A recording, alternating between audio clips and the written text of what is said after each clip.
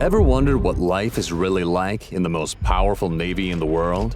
From launching fighter jets off massive carriers to surviving months underwater in submarines.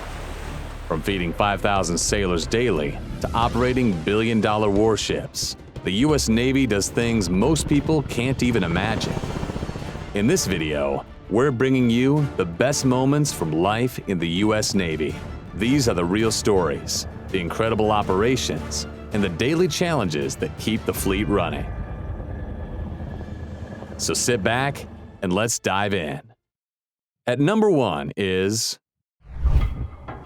Lurking somewhere beneath the Atlantic is the Royal Navy submarine, HMS Vengeance.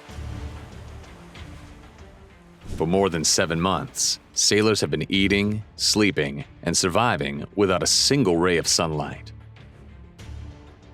A crew 135 men strong, spending 201 days in water, consuming thousands of pounds of food. The crew has no choice but to endure, risking failure if they give up. Yet, loneliness is not their biggest challenge.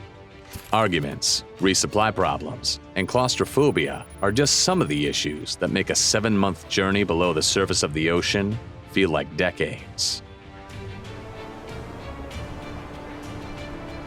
Today, we look at how submarine sailors survive months in a tube slightly bigger than the average football field, how they resupply, solve disputes, and make critical split decisions that mean the difference between life and death. If you want to honor our brave sailors, comment "honor" in the comment section below. Not every man is cut out for a 7-month stay beneath the waves. The average submarine deployment usually lasts for anywhere between 30 and 60 days before returning to port. Yet, when the Royal Navy's nuclear submarine, HMS Vengeance, set sail in August 2024, none of its crew knew they'd spend the next 7 months underwater. So, the first thing to think of is the living quarters each person has to become comfortable with. Imagine a bunk bed, smaller than the average closet, about 75 inches wide, and just about 25 inches wide, with another 18 inches of headroom. Well, that's about the size of the average bunk bed. And what's worse is that the standard United States Virginia-class submarine only has 94 of these beds that serve 135 crew members working on board.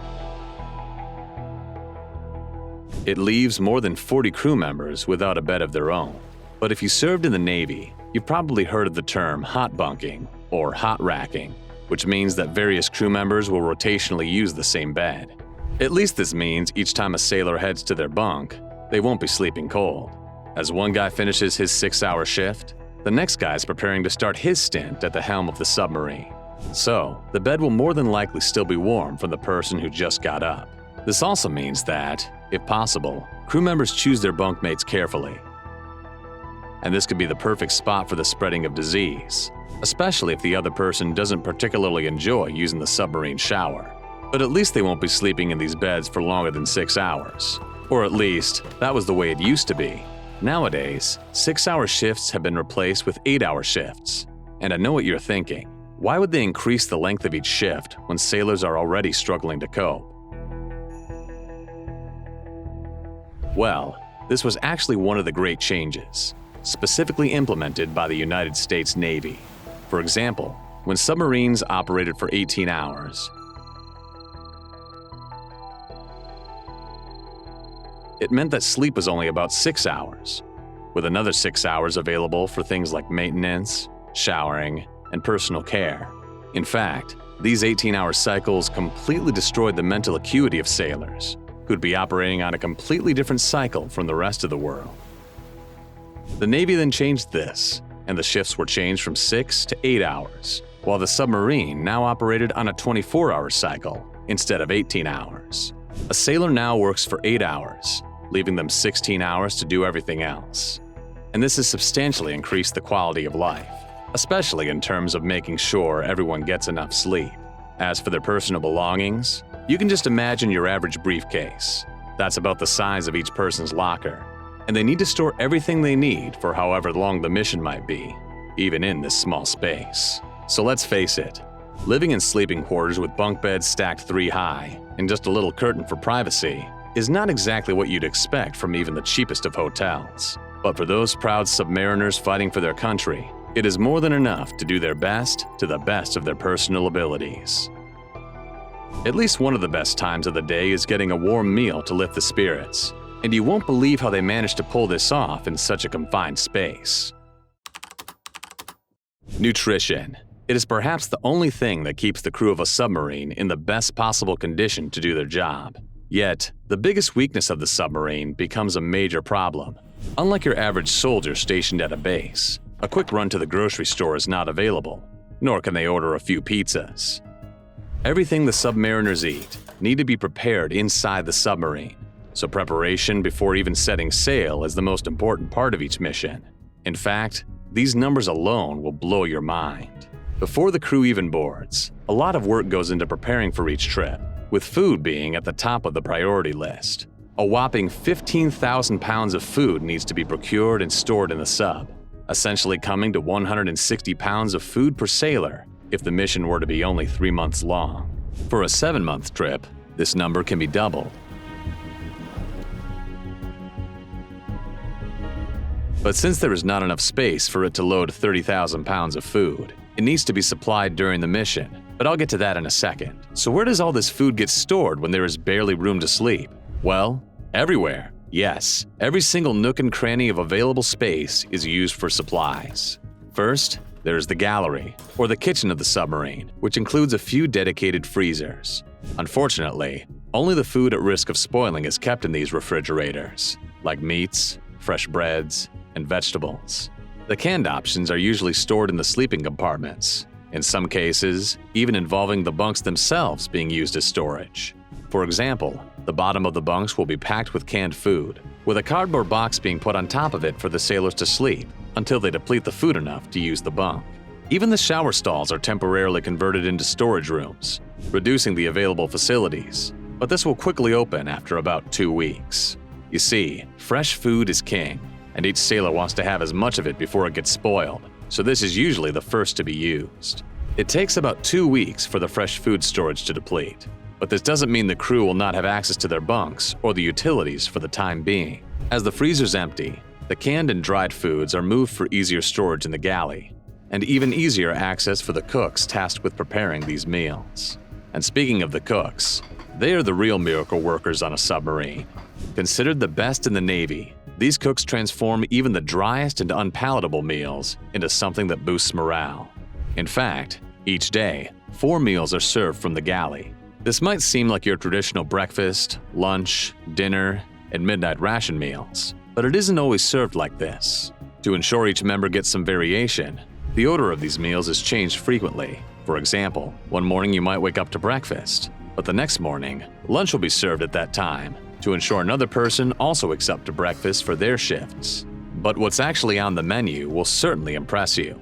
The typical United States Navy submarine starts with up to 1,500 pounds of ribeye, perhaps the best cut of meat ever. They have more than 1,000 pounds of ground beef, 1,000 pounds of chicken breast, 300 to 500 pounds of bacon, and various fruits and vegetables to be consumed in the first 2 weeks.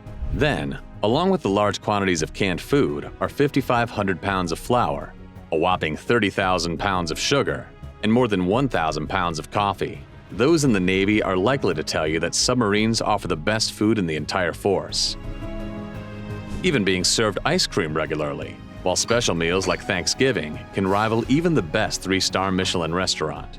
Well, not exactly, but you get what I mean. But whatever goes in must inevitably come out, and even the storage, like cans, needs to be disposed of. Now, you won't believe how the Navy solves these practical issues. The most mind-blowing part of any submarine operation is how they deal with practical issues. You see, oxygen is critical for survival, but so is clean drinking water. And if they want to avoid a breakout of disease, waste needs to be carefully discarded and managed. That's where the miracle of electrolysis comes in. And now I'm about to get a little technical. First, they capture seawater directly from the ocean, but this by itself won't work to create oxygen or drinking water. An electrical current is then run through the water using sophisticated proton exchange membrane cells. This process breaks down the seawater into its basic components, which are hydrogen, oxygen, sodium, and chloride. They only care about the oxygen, with the hydrogen carefully vented back into the ocean, and the rest simply discarded. The oxygen is then stored in compressed tanks. Yet, it is the quantities they need that make this process so effective. Since the average human being consumes about 5,500 liters of oxygen daily, and a submarine crew is 135 men, it means nearly 80,000 liters of oxygen are needed every single day. That means the electrolytic oxygen generators work every minute of every day, as long as the submarine has an electrical current running in the seawater. Then, to solve the problem of clean drinking water, they rely on a distillation plant, which produces anywhere between 10,000 and 40,000 gallons of fresh water every day. The process isn't that complicated, and something you can even do at home if you have the right equipment. They simply heat the water enough to create steam or water vapor. This is caught in tanks, where it is cooled to produce drinking water. Now, it might not taste like your $10 water often marketed in restaurants, but at least it will keep you alive. Better yet is how they get rid of all the waste, especially the carbon dioxide buildup from 135 men breathing and, well, often dropping the occasional fart. To ensure CO2 doesn't derail the mission, chemical scrubbers using various compounds like hydroxide, calcium hydroxide, and soda lime are used. These chemicals bind to CO2 molecules, where it is slowly released back into the ocean where possible. Those atmospheric monitoring systems you see for sale in Walmart? Well, the Navy has the latest and best technology of their own to constantly monitor the quality of the air, sending constant signals to the crew maintenance staff if something goes wrong. So, what about when a sailor wants to relieve themselves? It is a natural part of human survival after all. Well, the Navy has you covered. They don't just simply dump it into the ocean, as you might imagine, but it works very similarly to how an aircraft works. The tunnels have a vacuum flush mechanism, but when a crew member flushes the toilet, the waste is stored in separate septic holding tanks. These holding tanks are then released into the ocean, where permitted. Yes, they can't just simply dump human waste anywhere.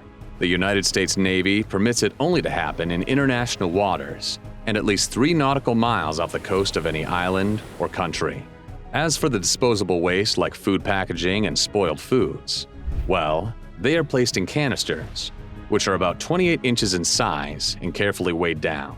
Once everything has been compressed and placed into the cans, it is ejected with the same rules as other waste. It usually sinks to the bottom of the ocean, rusting over time, and even creating some reefs for fish over time. However, it might take more than one submarine to create the same reef as a shipwreck. All of this comes together and creates a comfortable living space for the crew. But occasionally, people might argue and even get frustrated with one another. So, the Navy has a very strong code of conduct, especially to reinforce the importance of brotherhood. If you think squabbling with a coworker is frustrating, imagine being stuck with 130 coworkers for months at sea. Tension will certainly kick off, and even one man's bad mood can ruin the day for everyone. So, the Navy has a few important rules that sailors will need to follow if they are to endure these long stints. First, no politics are to be discussed. It sounds crazy, but in a world where everyone has an opinion, and politics are causing a great divide, it makes a lot of sense. Next, noise is very important. With the submarine already making noises of its own, it could make it hard to get some sleep. The last thing you need is to have someone amplify this, creating even more noise when trying to sleep. This means that a calm and softer tone of voice is used around sleeping quarters. No doors are slammed, and unnecessary noise, well, that could draw out the ire of the captain. Even more, personal space is something left on the dock, so submariners need to carefully navigate the hallways, all with a coordinated dance through each room so as not to bump into one another continuously. Each member has about 3 to 5 minutes in the shower so as not to waste the critical water supplies, which essentially means get wet, soap up, and rinse. Yet even this isn't the most important part of the brotherhood aboard a Navy submarine. So, what is the most important? Well, it is respect for those who serve with you. You see, one of the most important parts of any crew operation is to trust in the person serving beside you. To get this trust, submariners need to understand the sacrifices of those who serve beside them, and this is where the real brotherhood is born. And when it comes to the United States Navy, serving in a submarine is optional, never mandatory, which means only about 1% of those serving will ever be on a submarine, which creates pride in itself.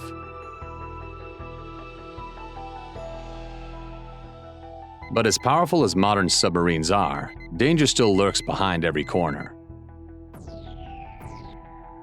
And some of the greatest heroes have made a name for themselves in a submarine. Rear Admiral Eugene Fluckey. Following the 1941 Japanese attacks on Pearl Harbor, the United States entered the war, and along with it, they'd fight the Japanese. One man, Rear Admiral Eugene Fluckey, would risk his life above and beyond the call of duty as the commanding officer of the USS Barb. During the 11th War Patrol along the east coast of China, the USS Barb was deployed for just under 3 months. It immediately came across a large Japanese ammunition ship on the evening of January 8, 1945. A 2-hour battle ensued, downing the large vessel and causing significant damage to the rest of the flotilla. Yet, he didn't stop there. Through exceptional brilliance, Commander Fluckey tracked 30 more enemy ships on January 25 in the lower reaches of Nanquan Chiang, Mamquan Harbor. Knowing that retreat was almost impossible and would require a 1-hour run at full speed through uncharted, mined, and rock-obstructed waters, Fluckey did something incredible. He ordered battle stations, torpedoes. In just 9 meters of water, the Barb launched its last forward torpedoes, just 3,000 yards from the enemy. He scored 8 direct hits on 6 main targets, destroying another large ammunition vessel and causing inestimable damage to the rest. It can only have been described as a massive fireworks show for those in the harbor. The USS Barb then turned around and scurried back to safety, avoiding all the obstacles, before Commander Fluckey would sink another Japanese freighter just 4 days later. Following his return home, he was valiantly awarded the Medal of Honor for his mission, earning the greatest award in the United States Navy. But not everything always goes as planned, as U-boat operators found out. During the span of the Second World War, more than 40,000 men boarded U-boats, yet only 6,000 returned, with more than 94% of the crew either falling to the bottom of the ocean with their submarine or becoming prisoners of war. It was such a dangerous time, the crew often said their final goodbyes while still setting sail from port. But what does it take for a crew to spend more than 200 days in a submarine? None of them are forced to become submariners. In fact, everyone boarding a submarine does so by choice and understands what it takes to overcome months without seeing any sunlight. When HMS Vengeance set a record 201 days of deployment, it meant the crew didn't step on solid land for the better part of a year. They had to find ways to entertain themselves, with each movie night being something that lifts the spirits. Each special meal can make you hold back the frustration for just one more week, and some kind words from your mates will inevitably push you through those bad days. In fact, it is the way they sustain their physical health and conditioning that often carries them through these long voyages.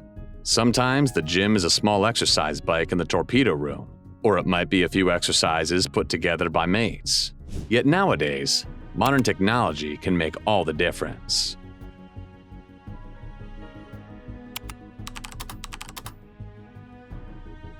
Unlike older submarines or U-boats you see in movies, modern submarines are far more advanced.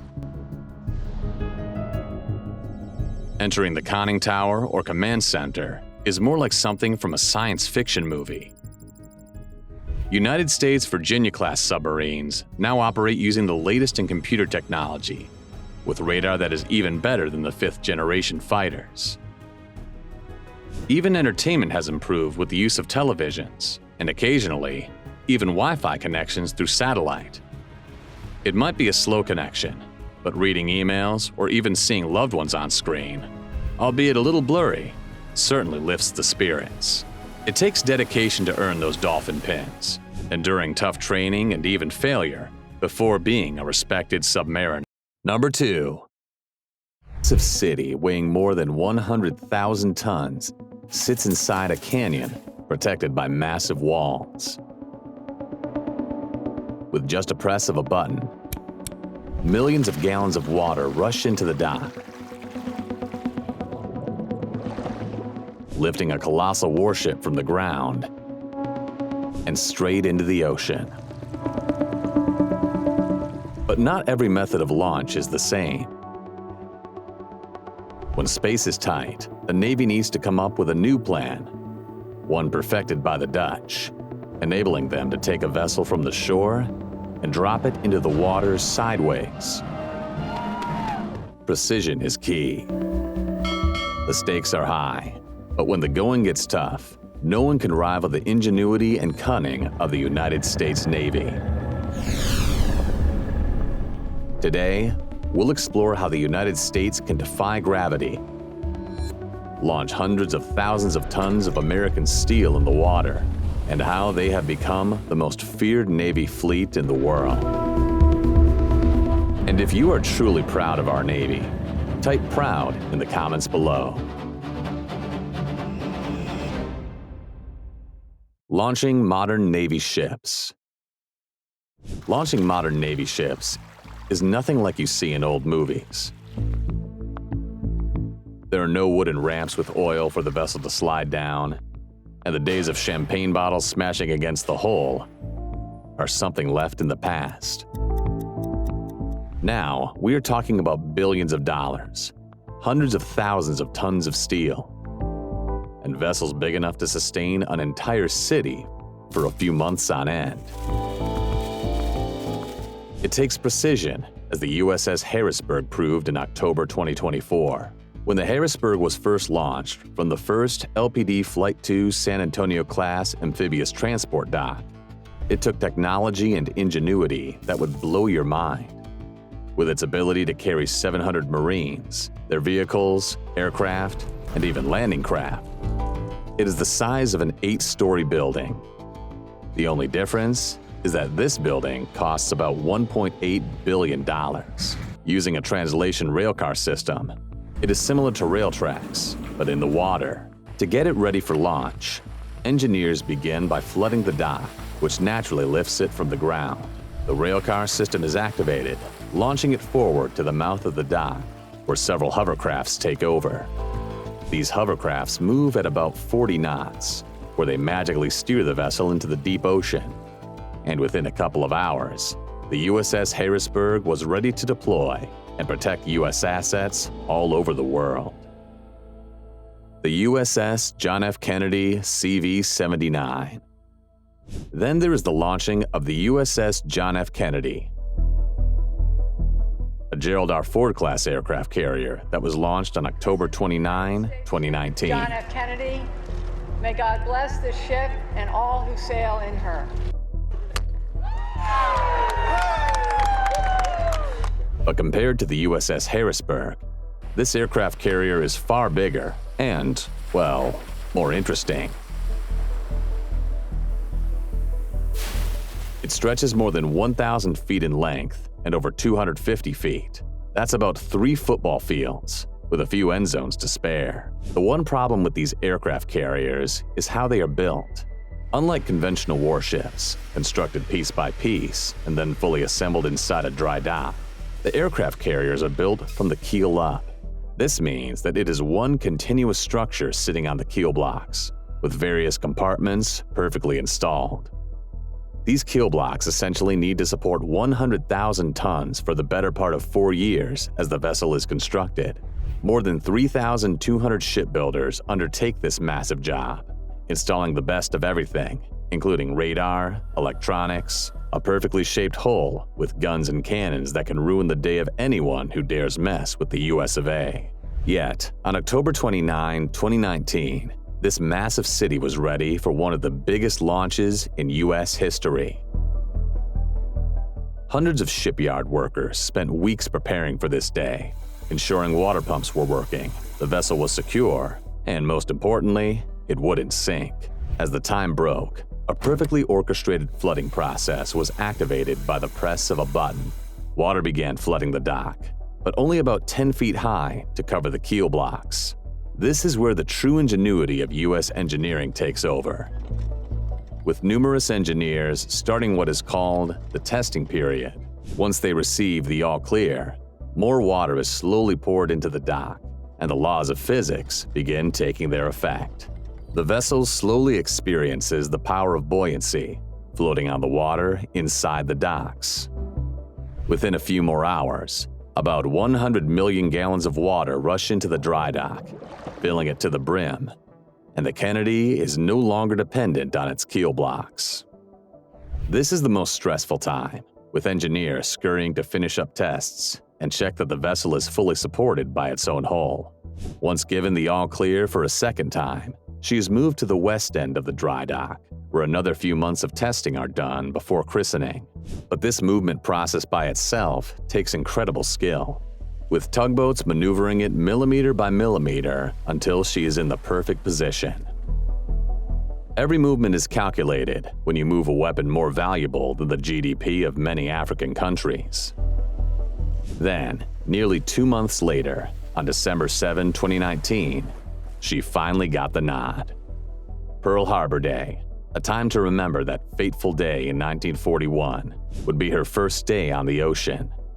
None other than Caroline Kennedy would perform the christening, smashing a champagne bottle against its bow.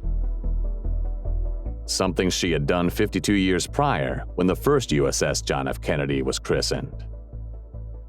But even then, it would take months more testing near U.S. shores before she would finally be given the nod to enter the vast ocean. And finally, she makes her first voyage, showing off her power and striking fear into the hearts of anyone who dares try to mess with U.S. interests.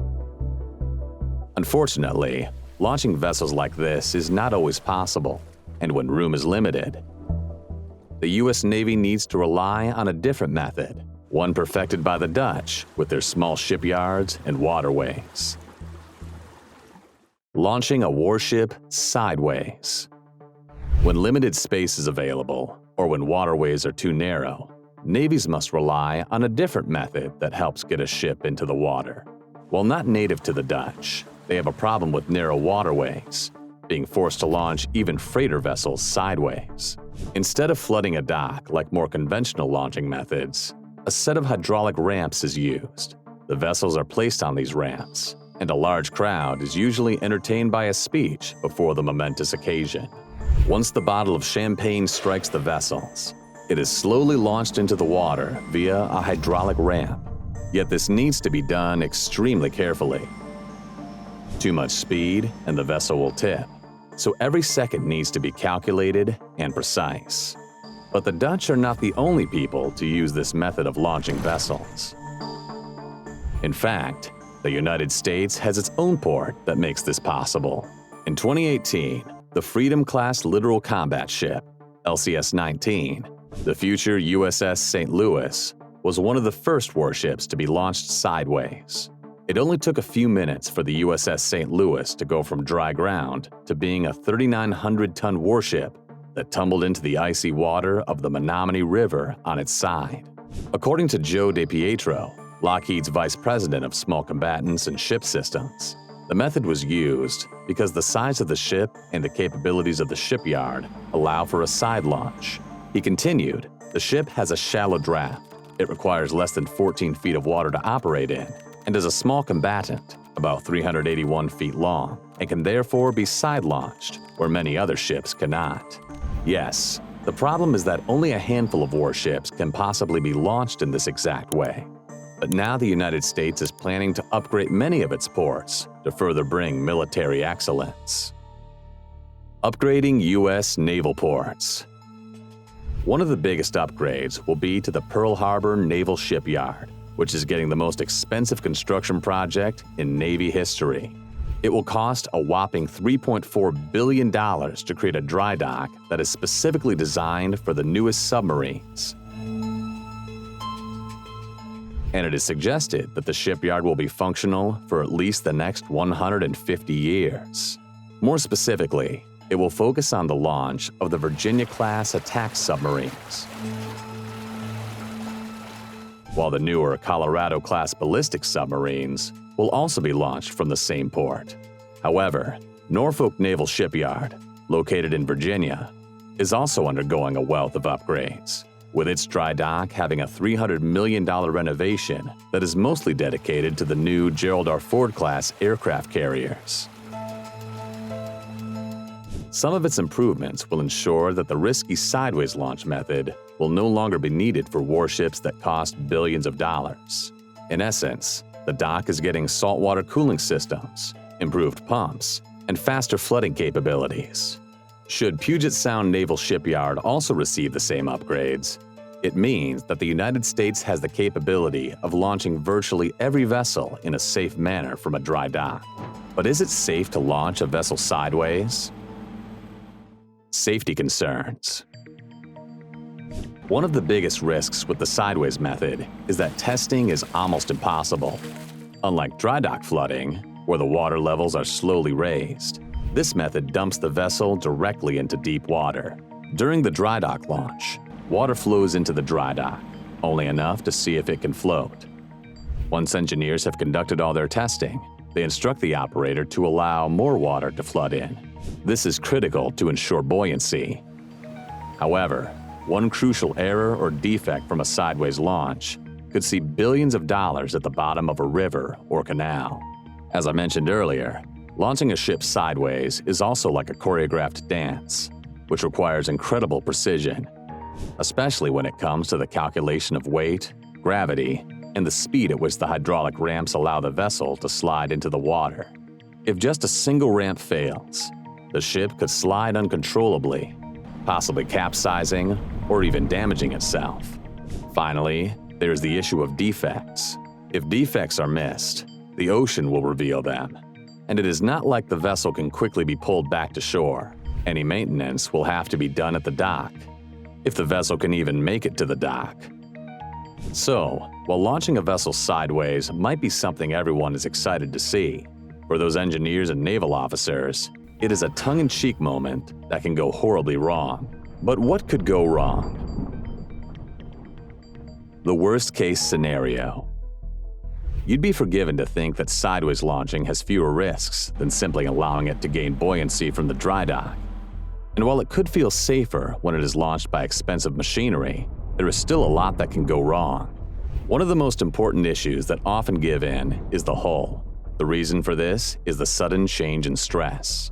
Most often, the hull isn't stress tested enough, which means the engineers have no idea if it can take the sudden bump or impact from sliding off the ramp. Since the hull carries the brunt of the force, it can crack on impact if not carefully planned, which will allow water to seep into the vessel and cause a whole new can of problems to be opened up. Secondly, momentum might be a little off. If you look at exactly how it slides down the ramp, you will notice that momentum starts building up, also known as static energy. When the vessel is finally near the edge of the water, it then converts that energy into kinetic energy during the fall process in the water.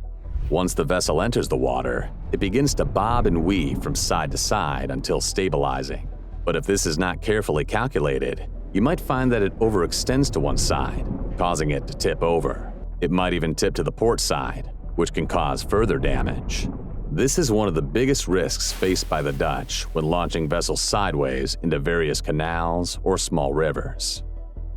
A famous example of this is the 1883 Daphne disaster. While technology has significantly improved since the 1800s, the same laws of physics apply, and in that specific case, the vessel capsized immediately after being launched, killing more than 120 people in the process. So, it is certainly not the easiest of processes, and one that definitely takes a lot of skill, planning, and effort to pull off. But to prevent another such disaster, drag chains have become common in the sideways launching of ships. These are chains mounted to the ship and a structure inside the pier or port. Once the cables from the launch side let the vessel slide into the ocean, the drag chains are critical in keeping it afloat by making sure that momentum is controlled. But the final error often made by many engineers is not selecting a large enough waterway. In terms of the physics, this can make the launch more dangerous, not leaving enough room for the water to disperse upon impact. The water will then still disperse due to the weight of the vessel, but it usually spills over into the dock, which naturally makes the surrounding areas more dangerous. This can lead to injuries and even death for bystanders on the side.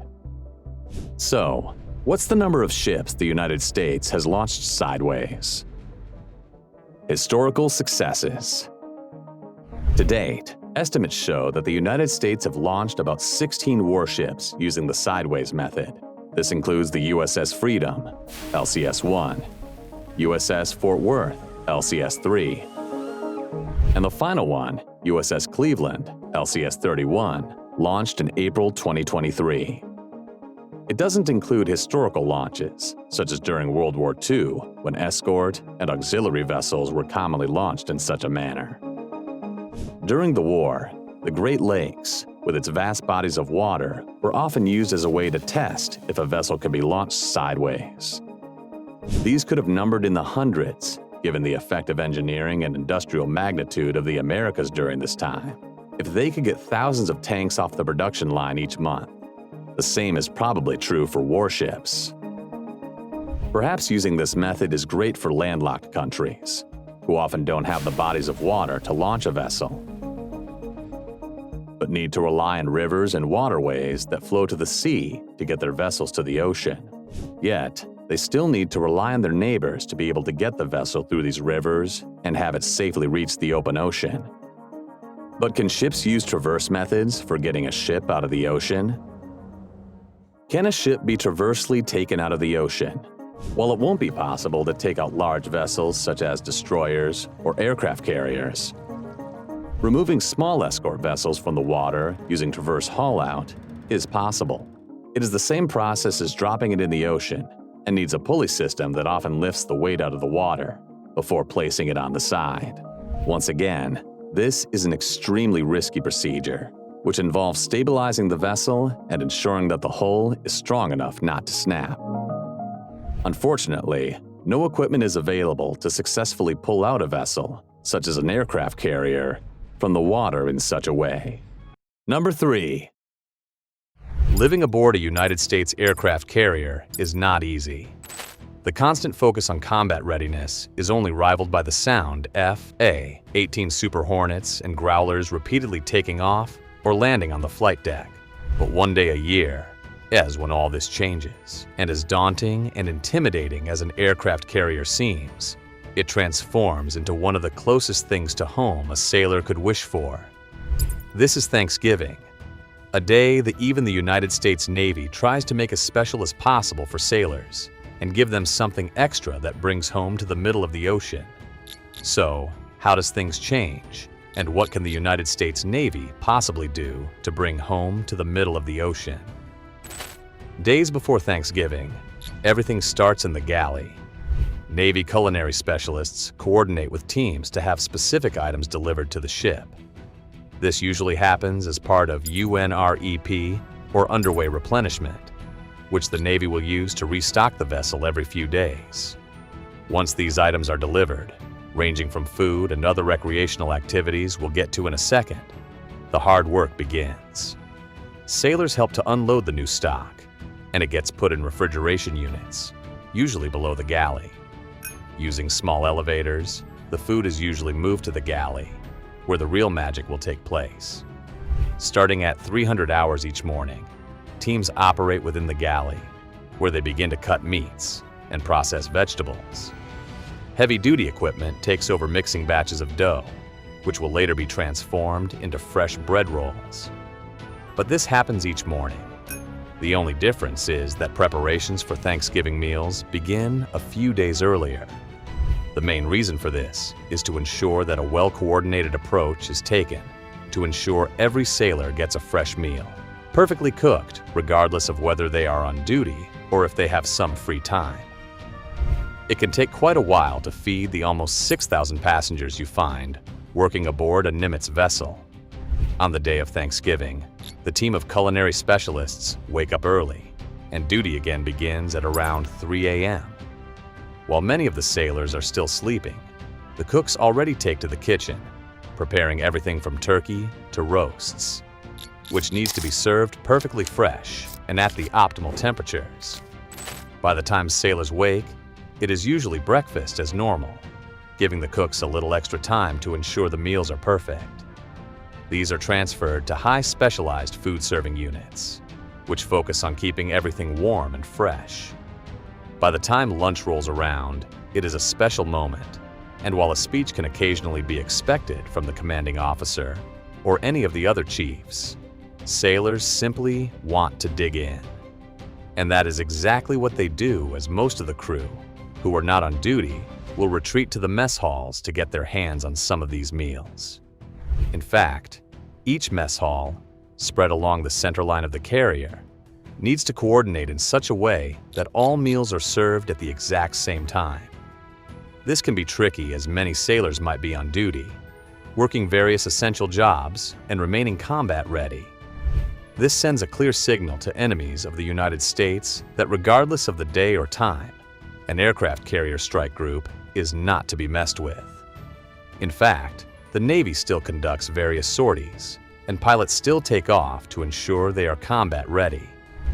Meanwhile, in the mess hall, sailors will continue to enjoy the festivities, even being treated with special desserts that provide that extra feeling of home that might be needed to get someone through the day. But what about those who are still on duty? Working aboard a U.S. aircraft carrier is quite a stressful job. Shifts can be broken down into 6 or 8 hours. Usually the higher you rank, the more responsibilities you have. Those in charge of communications, radars, defense systems, and the nuclear power plant which powers this vessel cannot simply be turned off for a couple of hours. Engineers need to work long and arduous shifts, but special food delivery services, organized by the sailors themselves. These services work to ensure that every sailor is treated to a nice Thanksgiving meal and will be able to enjoy as much of the festivities as is possible from deep below the deck. With the engineers are the radar control specialists and defense administrators, who also receive the same treatment and who also need to get some of the service from the delivery service. Timing is absolutely essential, and asking almost any Navy specialist will reveal that cooks take extra care to ensure that meals are perfectly prepared and everyone is accommodated. After all, running an aircraft carrier cannot be done by one man and requires a concerted effort. As for the captain and chiefs, they usually have a dining area fitted for a king. The CO might be able to enjoy a decent meal with the other high-ranking officials, but instead of work, many men find themselves reminiscing about the times back home or talking about their families. Yes, the Navy fully understands this and tries to put in as much effort as possible to create a conducive environment where sailors could possibly spend some time with their families. So, how does the Navy make it even possible for sailors to effectively communicate with these family members? One thing you'd find aboard a Navy vessel is the internet. Yes, these vessels usually have access to the internet through various encrypted services. The radar and defense systems also operate using these features, which ensures that communications are always open. But with such a large volume of people who want to talk to family members, it becomes a waiting game and can often take some time for you to talk to your wife. Unfortunately, the Navy cannot simply just turn off the defense systems, which are highly critical, especially during these periods where sailors might be dropping their guard for a few hours. By the end of the day, each sailor will have had the opportunity to talk with friends and family back home, helping to keep the morale strong and improving the Thanksgiving experience for the individual. As part of the communications is the increased stock of comfort items found in the ship's cafeteria. Yes, sailors are given access to an onboard shop which sells various quality of life items and some trinkets that could be sent back home. But postcards used to be the big seller on these festive days as sailors, even before Thanksgiving would focus on writing mail to family members back home. This usually finds its way to the United States via the UNR-EP missions that bring new supplies to the vessel.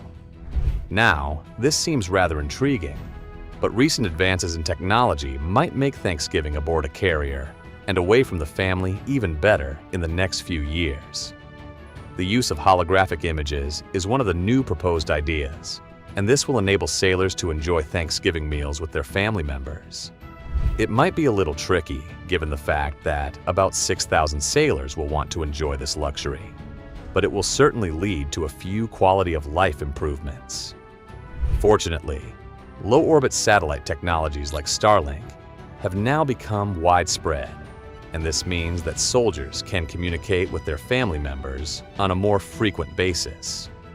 But aside from the food, what else does the Navy do on these special days? As mentioned, the Navy pulls out all the stops when it comes to giving sailors a little bit of freedom and to make them feel like home in the middle of the ocean. Communal areas usually transform into movie theaters with marathons running, and various gaming areas will also be afforded for sailors to enjoy playing games on the various consoles. This might not seem like much, but it completely transforms the mood of the area, and this enables sailors to kick back and relax a little bit.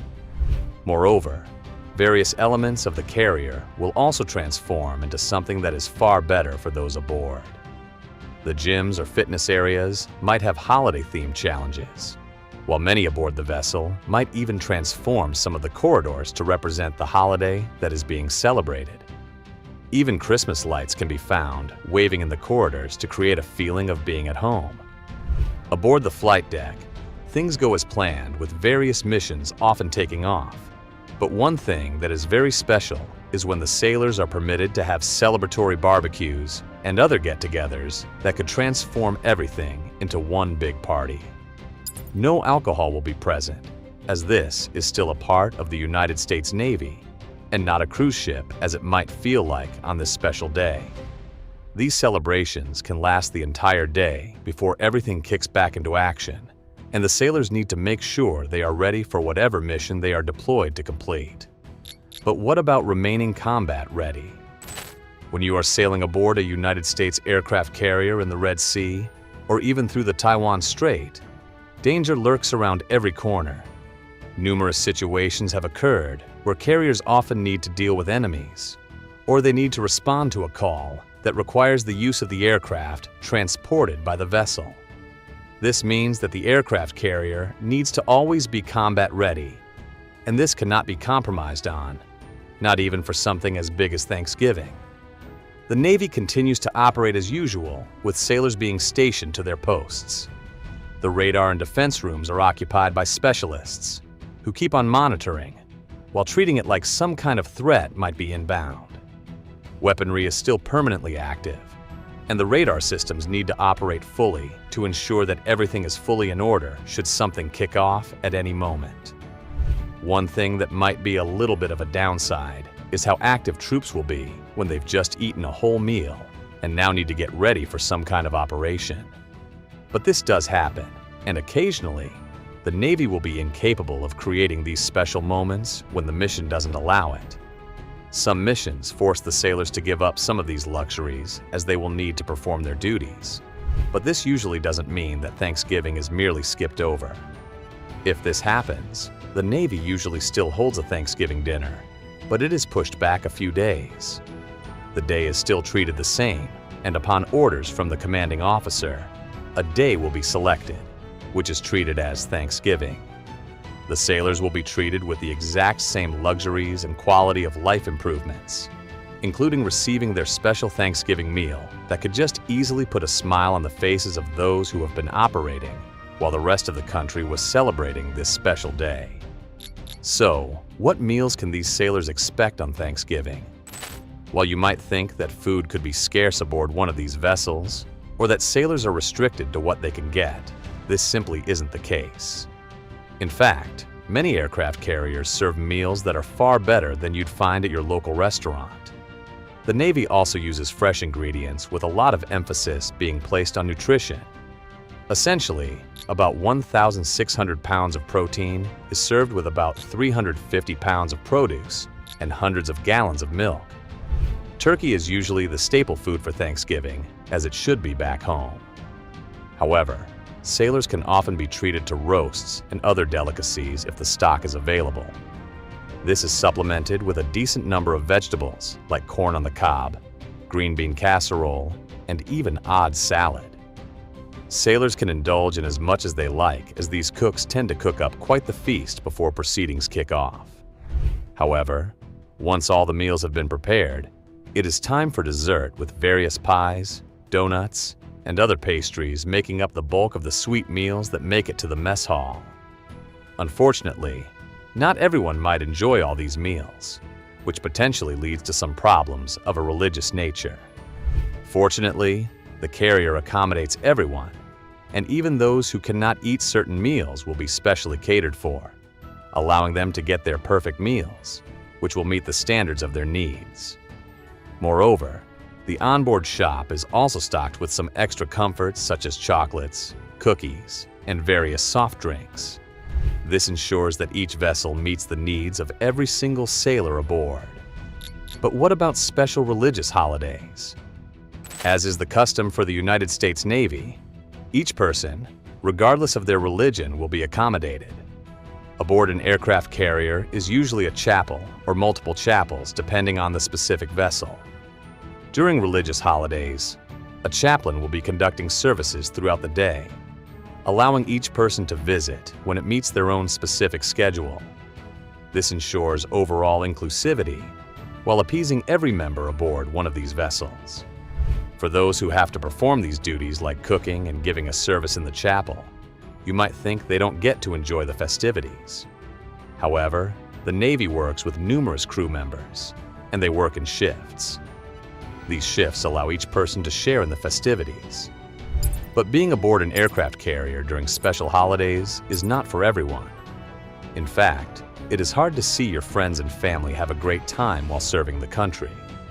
So the Navy takes every measure possible, while keeping combat readiness to ensure that this is one of the best days of the year for sailors. Number 4. Food. It is the most essential part of human existence aside from water. But when you are in the middle of nowhere, with only a vast ocean surrounding you, you probably expect to be eating a lot of fish. But what if we tell you that this is not the case? And your favorite steak? Well, that can be your meal of choice aboard a U.S. Navy destroyer.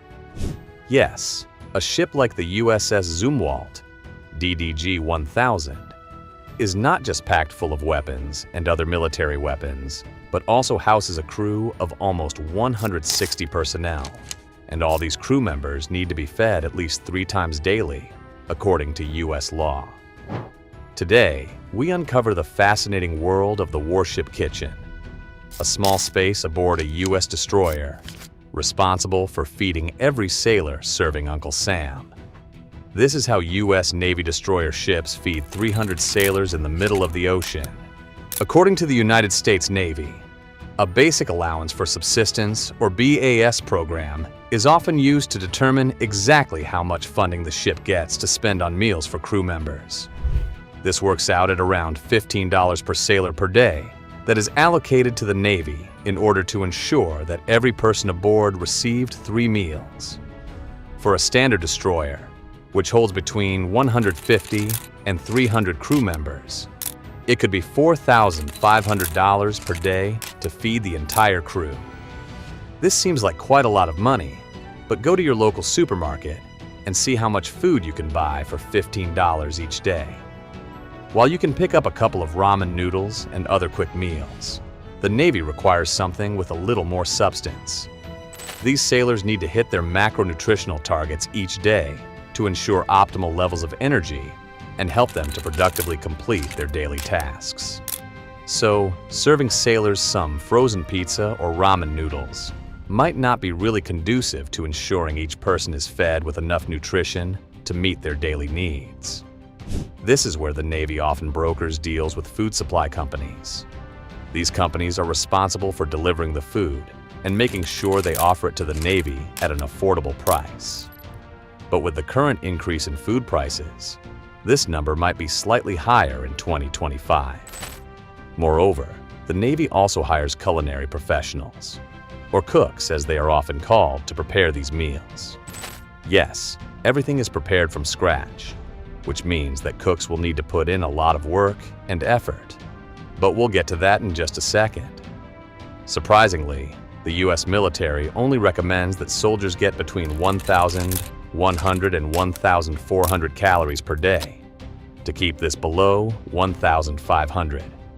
However, this only applies to days the soldier is active, and they might receive a little more on off days to help replenish energy reserves.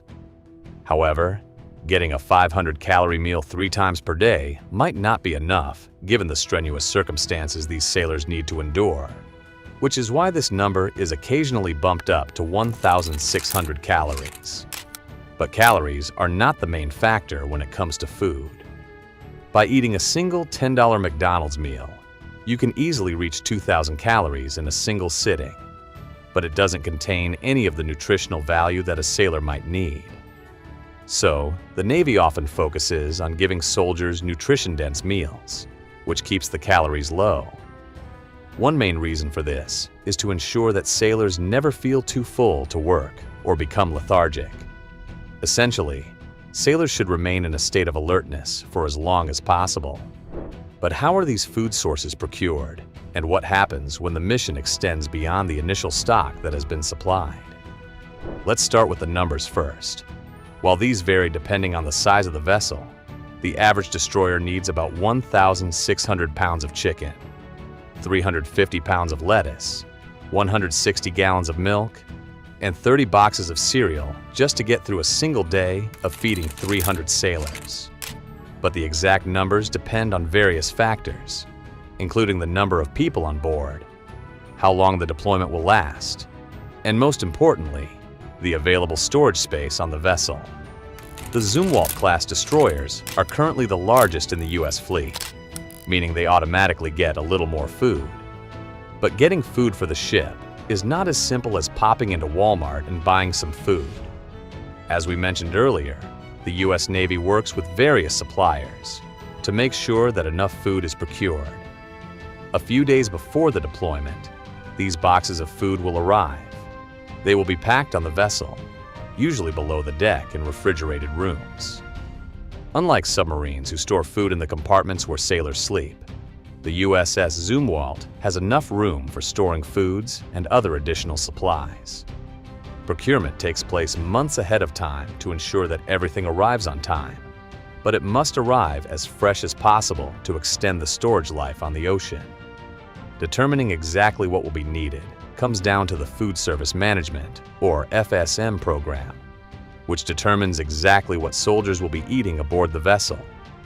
The program itself is ideal for tracking inventory stock, but also allows cooks to plan different menus.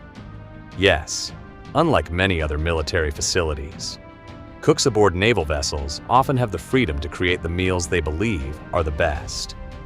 This significantly helps in ensuring that there is enough for every sailor and helps the food storage last for as long as possible. Unfortunately, these will never last a full deployment, especially when the Navy is at sea for 5 to 6 months. So, much like the aircraft carriers, resupply missions run quite often to help replenish supplies. But how do these resupply missions work? Food, and specifically fresh food, only has a temporary shelf life. Despite the Navy having a little more storage on destroyers than many other vessels, they can only carry so much fresh food. Eventually, the meat will go bad, and this cannot be served to active sailors. So, the initial deployment only carries a few thousand pounds of food that will last about a month at sea. However, you need to keep in mind that these vessels rarely, if ever, travel alone, and when an entire fleet works together, they often need to be resupplied frequently. Thankfully, the U.S. Navy has this sorted with something called UNREP, or Underway Resupply. This enables the vessels to be resupplied while they are floating, which generally happens at least once a month. But the frequency could change depending on ship capacity and deployment length. Once a month, a resupply mission is launched. It starts from a U.S. base located close to where the destroyer is operating. Food or supplies are flown into the base and then loaded on various supply ships. These ships meet up with the destroyers in the middle of the ocean. High-tension cables are then connected between both vessels, which will be used to shift food from one vessel to the other. However, certain supplies can be a little heavy, and moving them with high-tension cables can be a recipe for disaster. Since many of these vessels also have an emergency helicopter aboard, these choppers usually kick into action. They will shift between the two vessels, lifting heavy supplies and dropping them on the desired destination. Essentially, These kinds of missions are just as deadly as the actual mission the destroyer might be on. Since these resupply vessels are the only things standing between starvation and successful deployment, the Navy spares no expense in protecting them. A cruiser or submarine will often be deployed to lead the fleet until it safely delivers the supplies to the various vessels. But once everything is on board, it takes quite a big effort to prepare 1,500 meals for the 300 sailors now looking forward to a fresh dinner or breakfast. Well, a U.S. destroyer is set up very similar to other naval vessels. Located below the deck is what is known as the galley, or the kitchen in simple terms. Numerous cooks will operate in this small space, and their only mission is to ensure that soldiers are fed. But this is not like a prison where meals get prepared and then simply just dished up for sailors. The United States actually has a few set menus, and sailors get to choose their meals from these menus. Since they operate a cafeteria-style dining setup, sailors can choose any one of these available meals for the day. Yes, it might not be the same menu that you get when visiting a restaurant, but it means that everyone can eat something different each day. Unfortunately, these meals are not cooked when they are ordered, but cooks prepare them well ahead of time, as cooking 1,500 meals to order will be impossible in such a small kitchen. In fact, these cooks wake up at 3 a.m. each morning before heading to the galley. Once they enter and make sure everything is clean, the food preparation starts. Cooks determine which menus will be available for the day before informing crew members. These ingredients are prepared, and the process of cooking also starts. By the time the first crew members pop in for meals at around 6 a.m., everything is ready to go, and they can simply just give their orders. Instead of waiting the standard 20-minute waiting period you have to endure at your favorite restaurant, these meals are simply just dished up and served to the sailor. It saves everyone a lot of time, and since the galley is small, it offers every sailor the opportunity to have a quick meal before starting their shift. But once the first group of sailors has been fed, it doesn't mean the cooks will now be relieved. Since this process can take a couple of hours, the first meals could only end by 10 or 11 a.m. At this point, everything needs to be cleaned, and the cooks have to start preparing for lunch. This means that following breakfast, culinary members of the crew will immediately move on to cooking the next meal. By the time they finish, it is already midday, and sailors again flood the dining area expecting to be fed. Once lunch is over, the exact same process needs to happen again for dinner, while the same cooks who woke up at 3 a.m. are still busy cooking. This is where sailors often complain about working for 12 to 16 hours, and no one truly appreciates them. In fact, many former Navy veterans have come out suggesting that cooks aboard naval vessels are some of the most underappreciated assets. But these are not just mere cooks brought in for the sake of cooking meals. Much like military doctors and dentists, these cooks are also trained soldiers, or naval officers in this case. They are still combat ready and will need to go into combat when called upon. By the time dinner is finished, the cooks can often get off duty, and many will return to the sleeping quarters where they will get a good night's rest before doing the same thing the next day. On some of the bigger vessels, you often have more than one galley, since so many people cannot eat at the same time. Having a second galley and dining hall means more sailors can be fed in a shorter amount of time. Each kitchen will have their own pair of cooks, and they will only be responsible for the section of the ship in which they operate. However, safety standards and scrutiny about excessive working hours have been a big criticism of the Navy.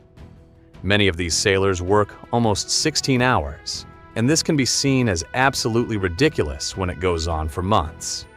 So, to combat this, many naval vessels rely on shifts, where they allow cooks to work in 8 or 10-hour shifts. As soon as one crew finishes, the other will pick up, but the galley is closed during the evening hours, forcing sailors who are hungry to search elsewhere. This is where the next part of the story kicks in. Recently, the United States Navy has begun adding another facility to the naval vessels. But this facility has only a single purpose, which is to improve the quality of life for sailors. Ship stores, as they are often referred to, hold essential items such as toiletries, snacks, drinks, and even essential electronics. In fact, losing your mobile charger at sea can be detrimental, but when you have a shop, you can replace it. It becomes a big quality of life upgrade. Now, these stores are nothing like your local supermarkets, and you should not expect to see anything even close to a Walmart. Some of the most essential items you'll find aboard the ship store are chips, drinks like Monster and Red Bull for those long shifts, and essential toiletry items such as toothpaste and deodorant. But sailors like the ramen noodle section, which serves as a supplement when sailors don't enjoy the specific meals they've been fed from the galley. Whenever sailors work late shifts and they miss meals, this also serves as the ideal stop to replenish some much-needed calories. But everything is pretty basic in the store, and one downside to this is the actual popularity of them. Only a handful of people can enter the small confines of this location at any one time, often leading to long queues being formed on the outside.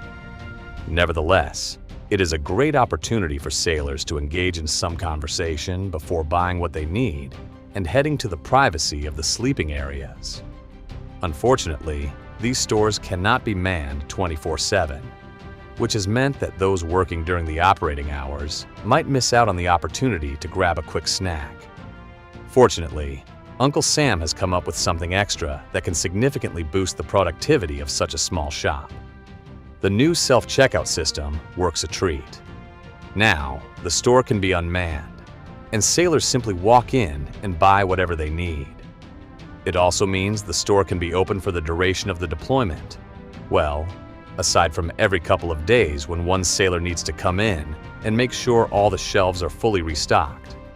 Thanks to the Navy Exchange System, NEX, everything operates using a card. Funds can be loaded onto the card, and it will be used when paying for your meals. This is contrary to eating from the kitchen, where you are guaranteed 3 meals a day and don't need to pay a cent. However, paying for your snacks on a U.S. destroyer is not such a bad thing. These funds are not used for profit, and they can all be collected in the ship's recreational fund. The fund itself provides sailors with more quality of life items, especially for recreational purposes. Movie nights and games are not usually what you'd expect to see on a warship, but the Navy needs something to keep these soldiers entertained. Moreover, products are only slightly marked up, and the Navy also buys wholesale, which means they get regular discounts on some of these goodies. You are also likely to only see U.S. products on the shelves to ensure that local businesses remain fully supported. As for the restocking of these supplies, well, they follow the same resupply missions that the rest of the ship does. Unfortunately, shop items are rarely prioritized, and when it comes to saving space for essential equipment, your favorite snack might be out of stock for quite a while. But the Navy has taken this one step further in recent developments. The USS Boxer LHD-4 and USS Carl Vinson currently have a Starbucks on board. Unfortunately, these are not your standard coffee shops where you can sit down and have a coffee with a mate, but rather just a little taste of home. Moreover, these shops don't have every item you might want and will mostly serve the most popular items on the Starbucks menu.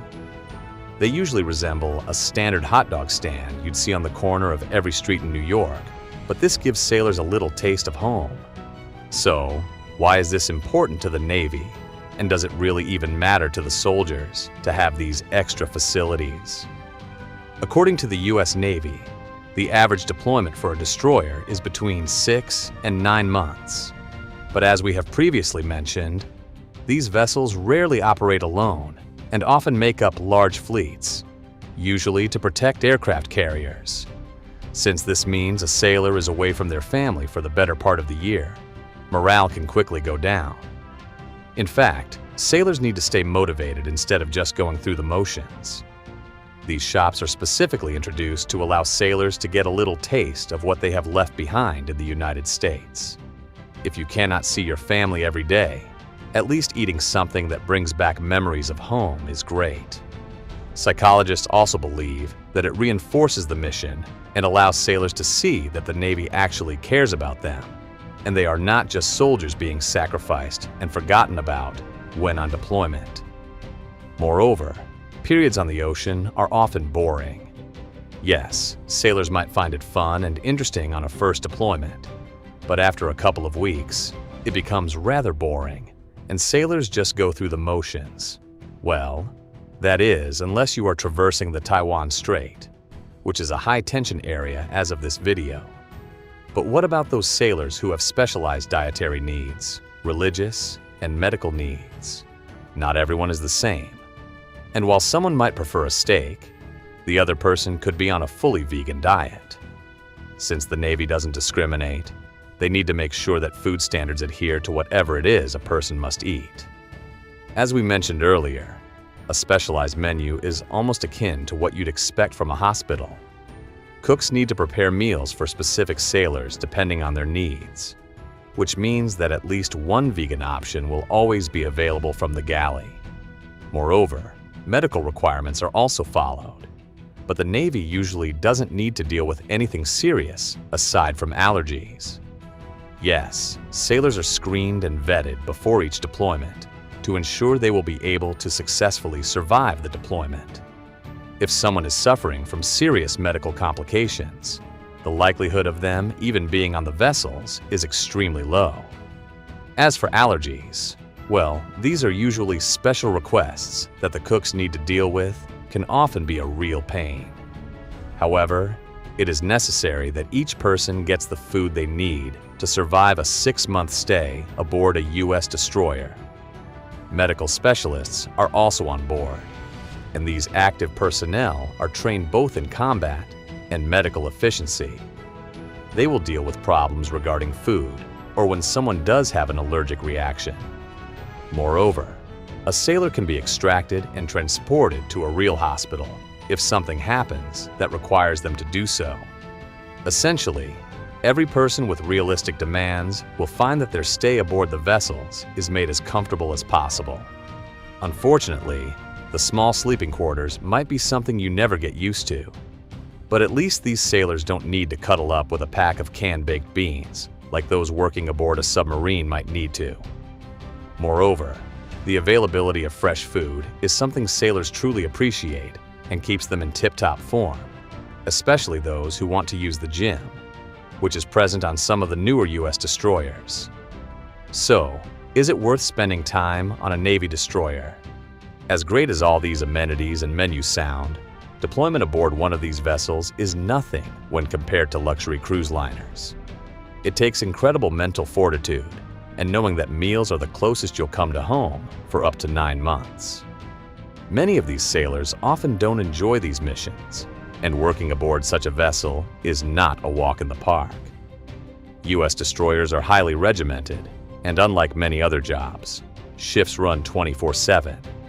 In fact, there is always someone manning something, and this can take its toll. The Navy puts sailors through rigorous training, although many still make it aboard and then drop out after the first deployment. Fortunately, sailors are deployed every 18 to 24 months.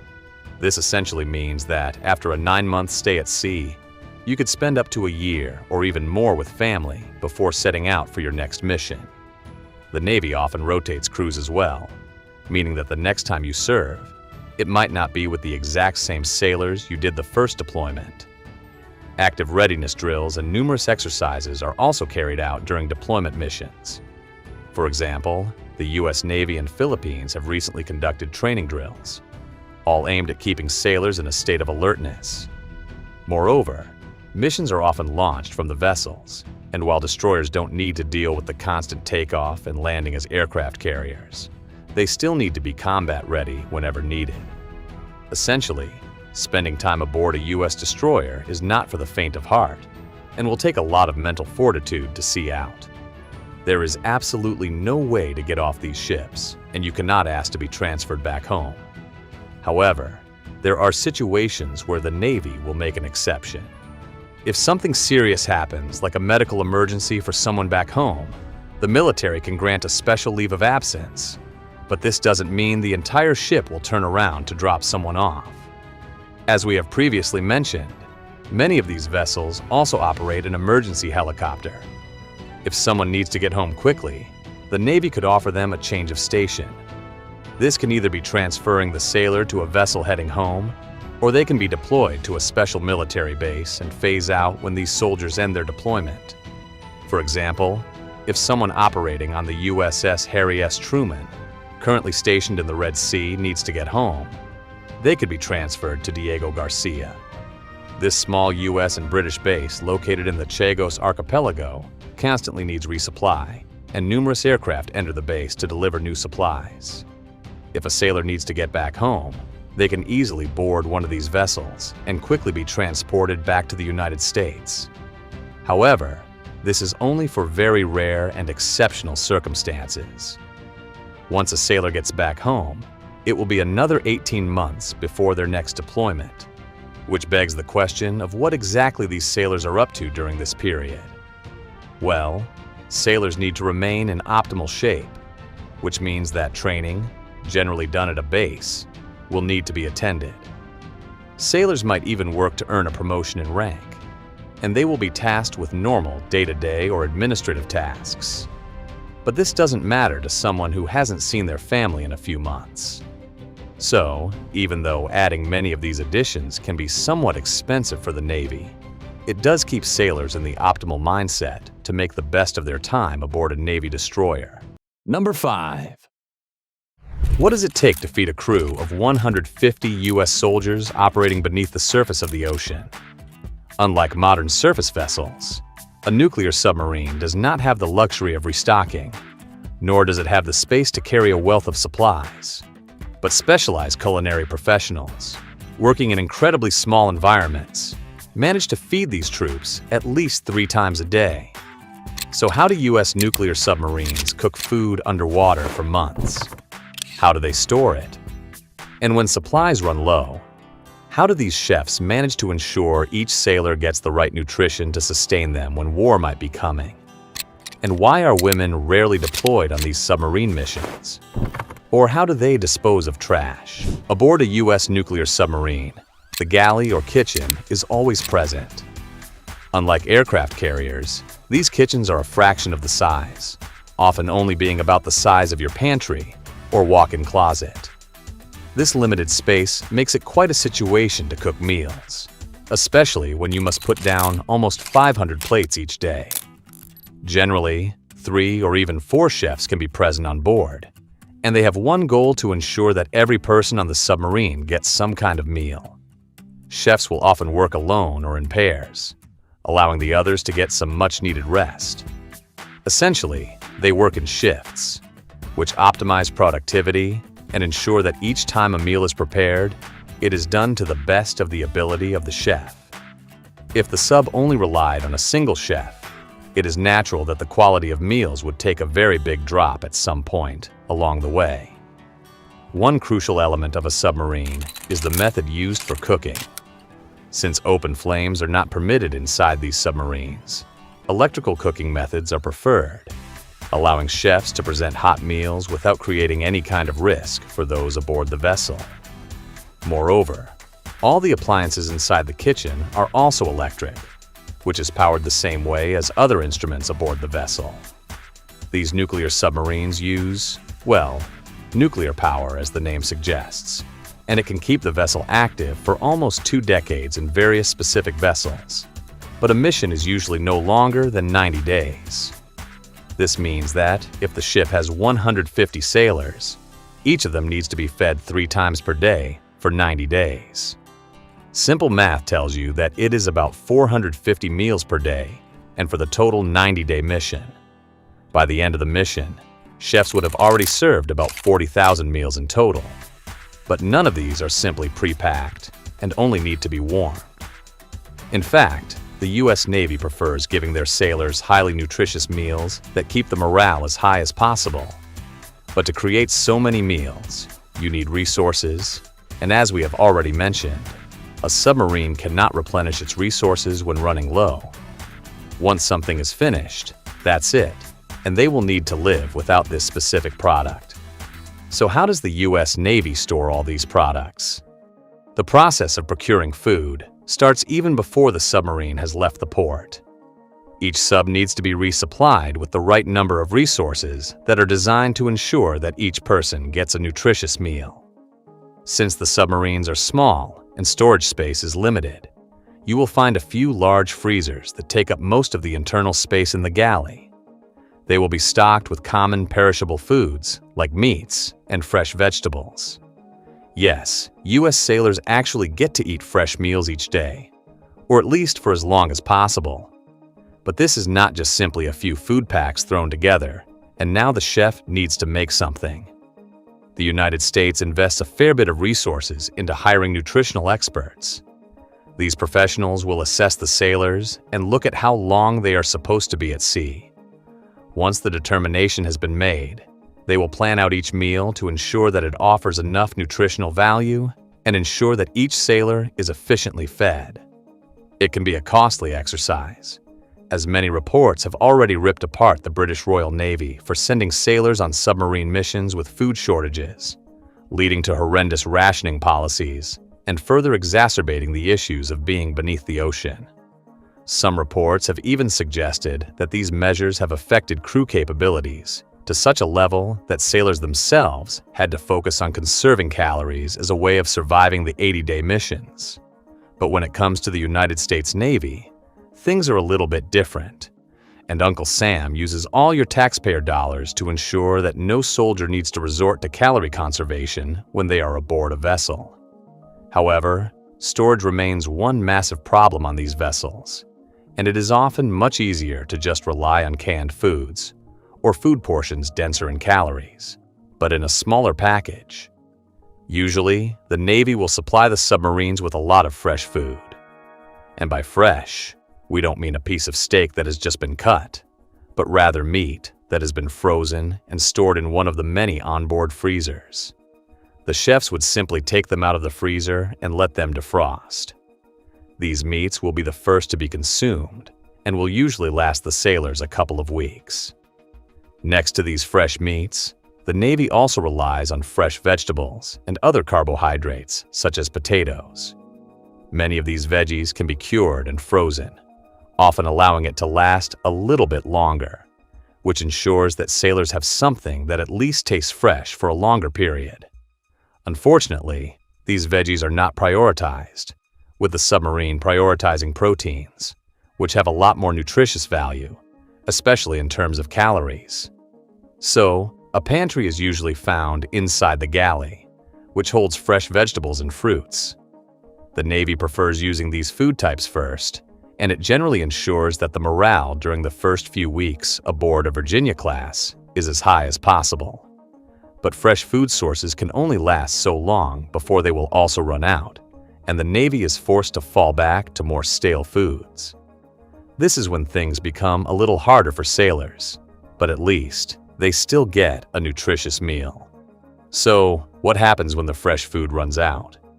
Fresh foods like leafy greens, tomatoes, and meats will only get you so far. In fact, the Navy prioritizes using these foods as much as possible to ensure that none of it goes to waste. But when the freshness dries off and foods become stale, the Navy has to rely on old, trusted, preserved foods. These foods are often things like jerky, which is essentially dried and cured meat that can last a couple of weeks in storage. However, pasta, rice, and canned foods like baked beans and canned veggies will take over as the staple that each sailor sees on their plate every single day. Now, this is not just random canned foods you pick up at your local supermarket. Much like the quality of food used for fresh meals, every single calorie is accounted for to ensure that sailors can have quite a bit of nutrition in their diet. Since these sailors are the ones protecting the oceans, you want to have them well-fed, happy, and alert for what is to come. One question probably on everyone's mind is, what about day-to-day items? Since the military burns through quite a lot of bread and milk, these resources need to be replaced. Milk only has a shelf life of a couple of days before it turns bad, and no chef wants to give their soldiers rotten milk. Well, fresh milk is usually loaded on the submarine the moment it restocks new supplies. This milk will be kept in refrigerators dedicated to only storing dairy products.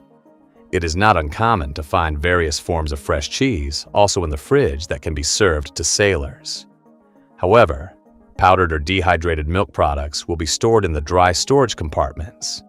Once the ship runs out of fresh milk, they will naturally resort to using some of these dried products.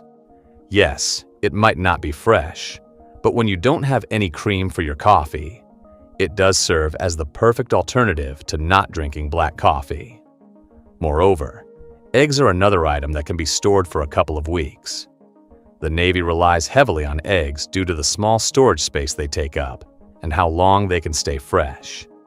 Moreover, eggs are highly nutritious, adding a lot of calories to the diets of these sailors. Once the eggs run out, chefs can possibly use powdered versions.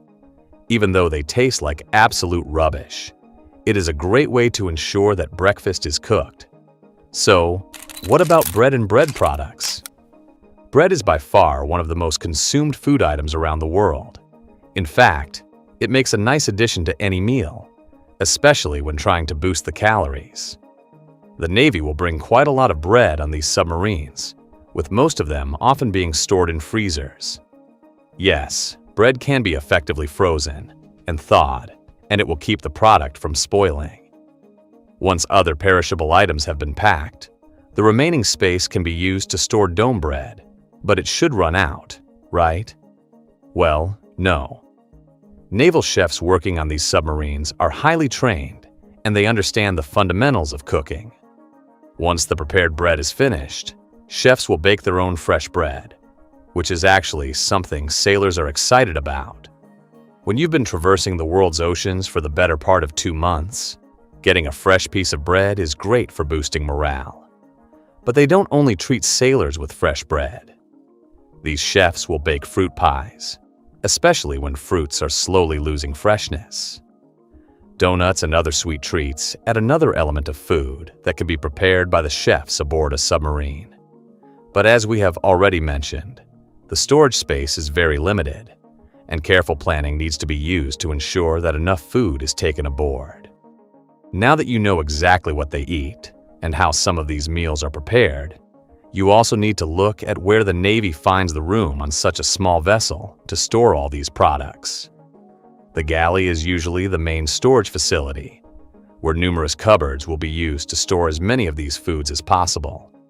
But for soldiers, their living quarters also turn into a storage facility on the day of boarding.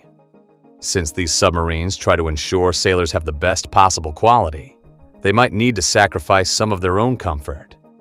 This means that using the living quarters, or at least some part of it to store some of the foods, makes a lot of sense.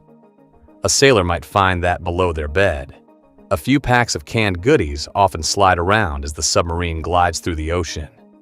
Essentially, the Navy will stuff as much food as they possibly can on board, and not a single inch of space will be wasted.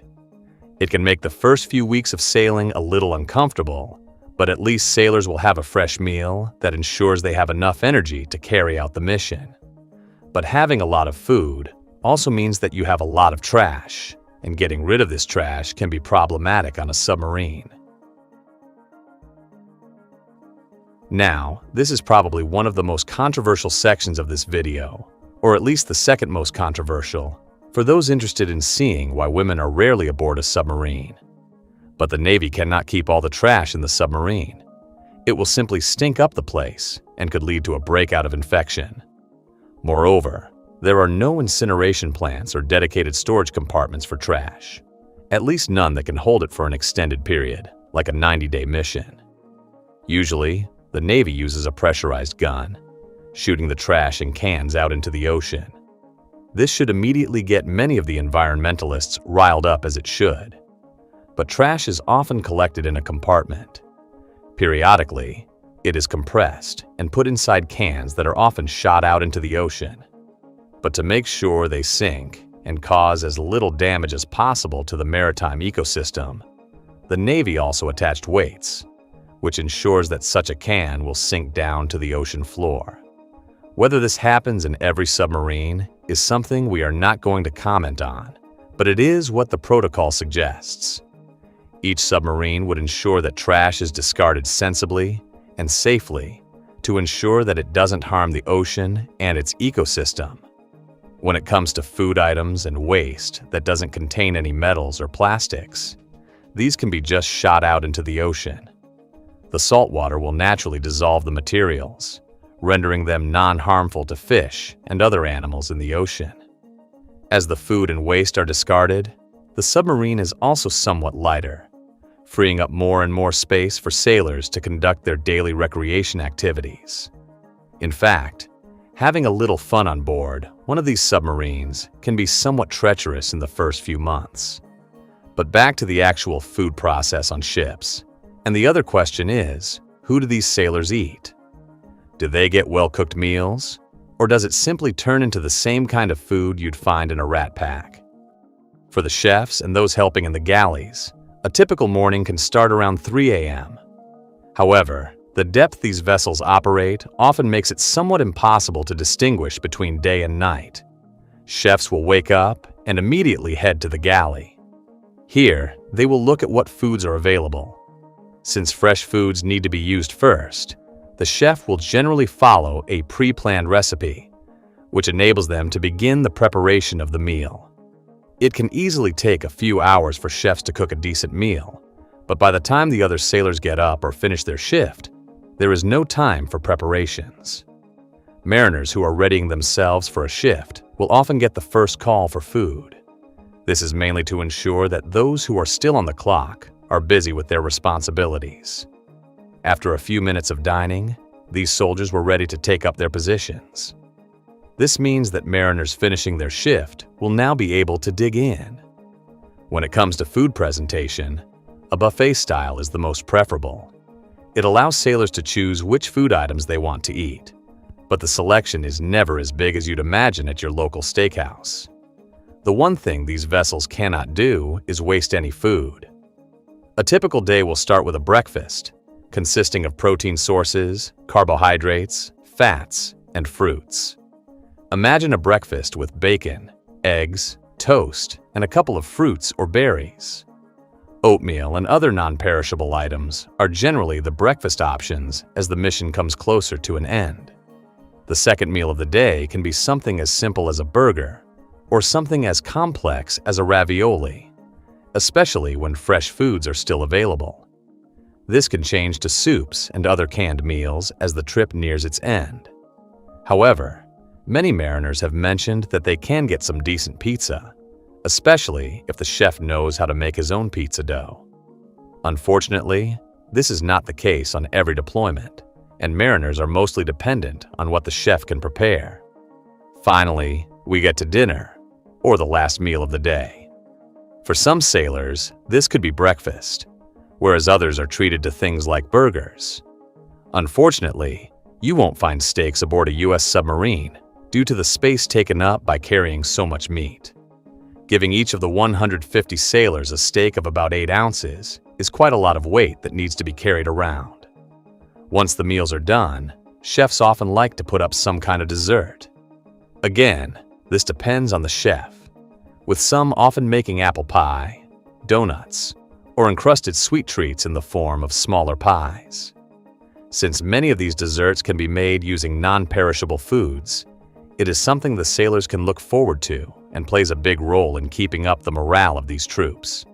For the chefs, well, no one truly gives them credit. Once a meal is served, it doesn't signal the chef to take a break and perhaps have a little time for themselves. No, these crew members need to start preparing for the next meals. Feeding 150 men 3 times a day means the galley is working overtime and continuously cooking or preparing food. 4 to 6 chefs, or culinary specialists, as the Navy likes to call them, are usually present on the submarine. This often changes depending on the size of the crew and the type of submarine. When possible, cooks work in pairs, making it much easier to ensure that enough meals are prepared for the other crew members. In fact, Cooking and cleaning are the only two things these cooks are responsible for. But now you might be thinking that 150 meals means that there are at least 150 dishes to be washed following a meal. Located adjacent to the galley is what is called a scullery. This is a somewhat smaller piece of kitchen, only used for cleaning. However, it is not nearly what you'd expect from your favorite five-star restaurant. Doing dishes on a submarine is also a little different. Since each crew member is accounted for, it is almost impossible to have a couple of dedicated busboys on the vessel. Moreover, the U.S. Navy treats its soldiers with the utmost care and respect. But when it comes to cleaning dishes, each person is responsible for their own. According to reports from the USS Indiana, mariners need to wash their own dishes when it comes to finishing meals. These are left to dry, and later the chef will again move the clean cutlery to the dining area. Moreover, the submarine also needs to use clean water. While not technically classified as food, no mariner will survive a submarine mission if they do not have access to clean and fresh water. It is also used for cleaning, which every sailor needs to do, and cooking, basically rendering the use of salt water as useless. But fortunately, the U.S. Navy has this all figured out. Located on the submarine is what is called a distillation plant. The main purpose of this apparatus is to ensure that crew members have access to clean and fresh water. The process is rather simple, but expensive. Water is collected in a pan, where it is naturally heated to cause water vapor. The water vapor is collected and used for drinking, while the salt collected in the pan is simply chucked back into the ocean. But giving water to almost 150 people is not easy. Fortunately, these distillation plants can easily clean between 10,000 and 40,000 gallons of water each day. This is more than enough to ensure each person on the vessel has access to water for drinking and washing. Moreover, water can easily freeze within the submarine, similar to how mariners can find themselves searching for another jacket. But the Navy has figured this out as well. Since the ambient temperature directly adjacent to the submarine averages about 39 degrees Fahrenheit, it is essential that heating elements are placed alongside the walls of the submarine, which mostly focus on keeping the internal temperature of the submarine at a decent level. The Navy electrically heats the entire submarine, and this in turn will give those on board the perfect temperature for living. Now, one insane question is why so few women are ever put aboard a submarine.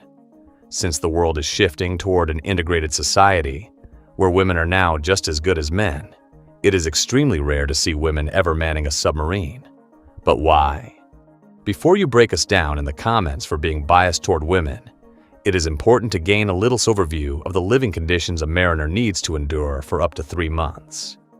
You see, a submarine is extremely small, and during the initial phase, most of the cabins are fully stocked with food and other supplies. In fact, sailors could find themselves sleeping next to some of these supplies for the first couple of weeks, with virtually no place to store their goods. The second thing to keep in mind is that you have absolutely no privacy when it comes to a sub. Contrary to what men need, women need to be respected, and they need to have their own privacy. It is not fair to a woman to have her share the same conditions as a man and not be given the resources to be herself. Moreover, she will constantly need to deal with men who are around every corner. Showers are not private on a submarine, which means that everyone will need to move away from a specific area if she needs to take a shower. The other problem related to this one is using the bathroom. Privacy around these areas is extremely limited, and this can lead to a lot of problems for the Navy once the mission ends. But finally, there is one more reason, which has not been officially stated, but is merely one of speculation that you will find makes a lot of sense. Whenever there is a possibility of attraction or some kind of relationship sparking up, it could be a massive distraction for mariners. These missions are generally classified, or they require the utmost focus and concentration to carry out.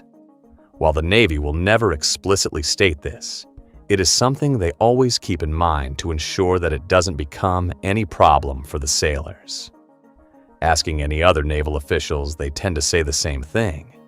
But once again, this is not a way of discriminating against women, but rather a way of ensuring that there are no problems later on. The other side of the coin is that women are extremely useful in the Navy. If you have a look at aircraft carriers and other passenger vessels, women do play a vital role, but the living conditions are far better, and they will not be tethered to these confined spaces with so many men. Ultimately, the Navy is heavily focused on ensuring a mission can be completed without any real backlash. Perhaps establishing a women's-only submarine would make it that much easier for women with ambitions of working in a submarine to fulfill this dream. So, if women are out and sailors get great food, you might occasionally find that something is not up to standard. Maybe a sailor gets a little bit of salt water in their drinks, and now they have to continuously use the toilet. Or they might get sick and start throwing up. This begs the question of how serious medical issues are dealt with on a submarine. While submarines are generally safe, the odd medical issue can quickly pop up and ruin everyone's day. Instead of having doctors on board, the Navy relies on a specially trained senior corpsman. These medics, in simple English terms, are highly trained and can easily stand in for a doctor if they should. Since 1924, the medical specialist on a submarine has been referred to as the corpsman, and they are responsible for keeping everyone aboard the vessels in the best possible condition. Yes, medical supplies are stocked on these ships, but unfortunately, it doesn't have the same infrastructure as, say, an aircraft carrier to ensure patients have the best medical experience. However, extreme emergencies need to be dealt with by doctors and might even require a hospital. If something is beyond the scope of the corpsman, a medical emergency evacuation will be scheduled. Since submarines might occasionally travel alone, surface vessels are generally nearby, and this means the sub will come up to the surface and the patient will be transferred to another vessel. Depending on the severity of the emergency, they might be flown out to a nearby military facility, which happens to have an infirmary. This happens rarely as soldiers are carefully vetted and screened before deployed, which means that the corpsman will often need to deal with minor issues such as headaches and the occasional bruise. Yes, seasickness can also be a problem, but thanks to advances in the medical industry, it is something that can be managed. Perhaps the biggest problem many soldiers face are stressors, especially related to work, and then the difficulty of enduring long periods in this confined space. It can lead to severe depression and myriads of psychological issues. Usually, the chefs play a very big role in making sure that sailors do not need to suffer too much. As mentioned earlier, warm treats and healthy meals can have a dramatic effect on the mood of passengers. Number 6. The empty seat at the dinner table, children who were forced to grow up without their mother or their father, parents who would never know the feeling of their child's embrace, nearly 3,000 citizens taken from us, leaving a gaping hole in our hearts. On September 11th, 2001, in our time of grief, the American people came together. We offered our neighbors a hand, and we offered the wounded our blood. We reaffirmed our ties to each other and our love of community and country. On that day, no matter where we came from, what God we prayed to, or what race or ethnicity we were united as one American family. We were also united in our resolve to protect our nation and to bring those who committed this vicious attack to justice. The United States Navy SEALs are undoubtedly some of the best Tier 1 operators anywhere in the world, tasked with keeping America safe, protecting its assets, and offering the U.S. government plausible deniability when taking out enemies. But much like the SAS, Israeli Shayatet 13, and even Delta Force back home, becoming a SEAL, or Navy Special Forces operator, is not a simple walk in the park. It takes years of training, dedication, and sacrifice to one day earn the trident and become a United States Navy SEAL. This is the U.S. Navy Special Operations Forces selection training and how these sailors have become immortalized in movies and popular culture. Welcome to BUDS. Although not formally formed until 1962, the United States Navy SEALs can trace back their origins to the Second World War. With the U.S. entering the war in 1942, the need for an amphibious assault unit assisting in beach landing was found to be lacking in the U.S. Army. Finally, the Joint Army, Marine Corps, and Navy Amphibious Scout and Raider School was established in 1942 at Fort Pierce, Florida, essentially forming a joint Marine-Navy assault group. Following a year of training, the code-named Special Service Unit number 1 was finally established in the summer of 1943, assisting in various operations such as Operation Overlord, assisting the British in the Normandy beach landings. Various other missions would allow this force to build a name for themselves, especially with the creation of additional underwater demolition teams, UDTs. But we are not going to bore you with too much of the history, and if you'd like an in-depth video on the history of the SEALs, make sure to let us know in the comments below. The first real announcement of the Navy SEALs came from none other than President John F. Kennedy, who announced that he was spending $100 million to strengthen U.S. Special Forces operations. Many still credit the former president with being responsible for creating the SEALs. However, it was actually Admiral Arleigh Burke, the chief of naval operations at the time, who suggested the establishment of guerrilla and counter-guerrilla forces in 1961. The first two forces, which would eventually become SEAL Team 1 and 2, were established the following year. In fact, their first missions were simple beach reconnaissance, done around communist Cuba, but this would later transform into small team operations, mainly focused on guerrilla warfare during the Vietnam War.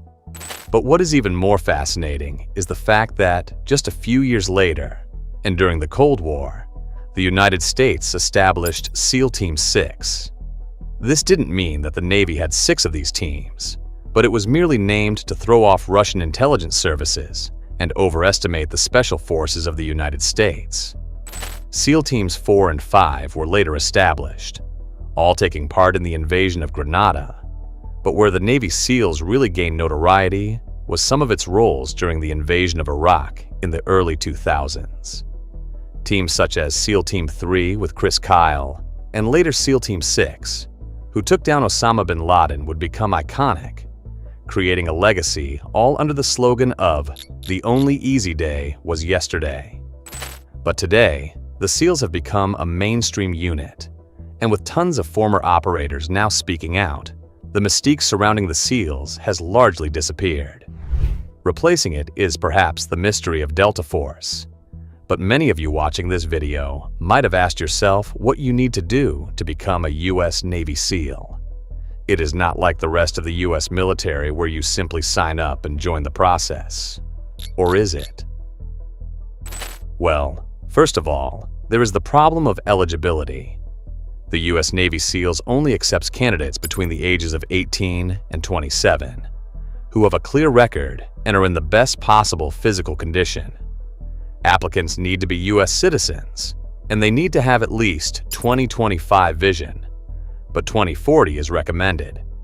A basic physical test, or PST, needs to be completed to ensure the applicant is in the best possible health, and they are not carrying anything that could become a problem later down the line.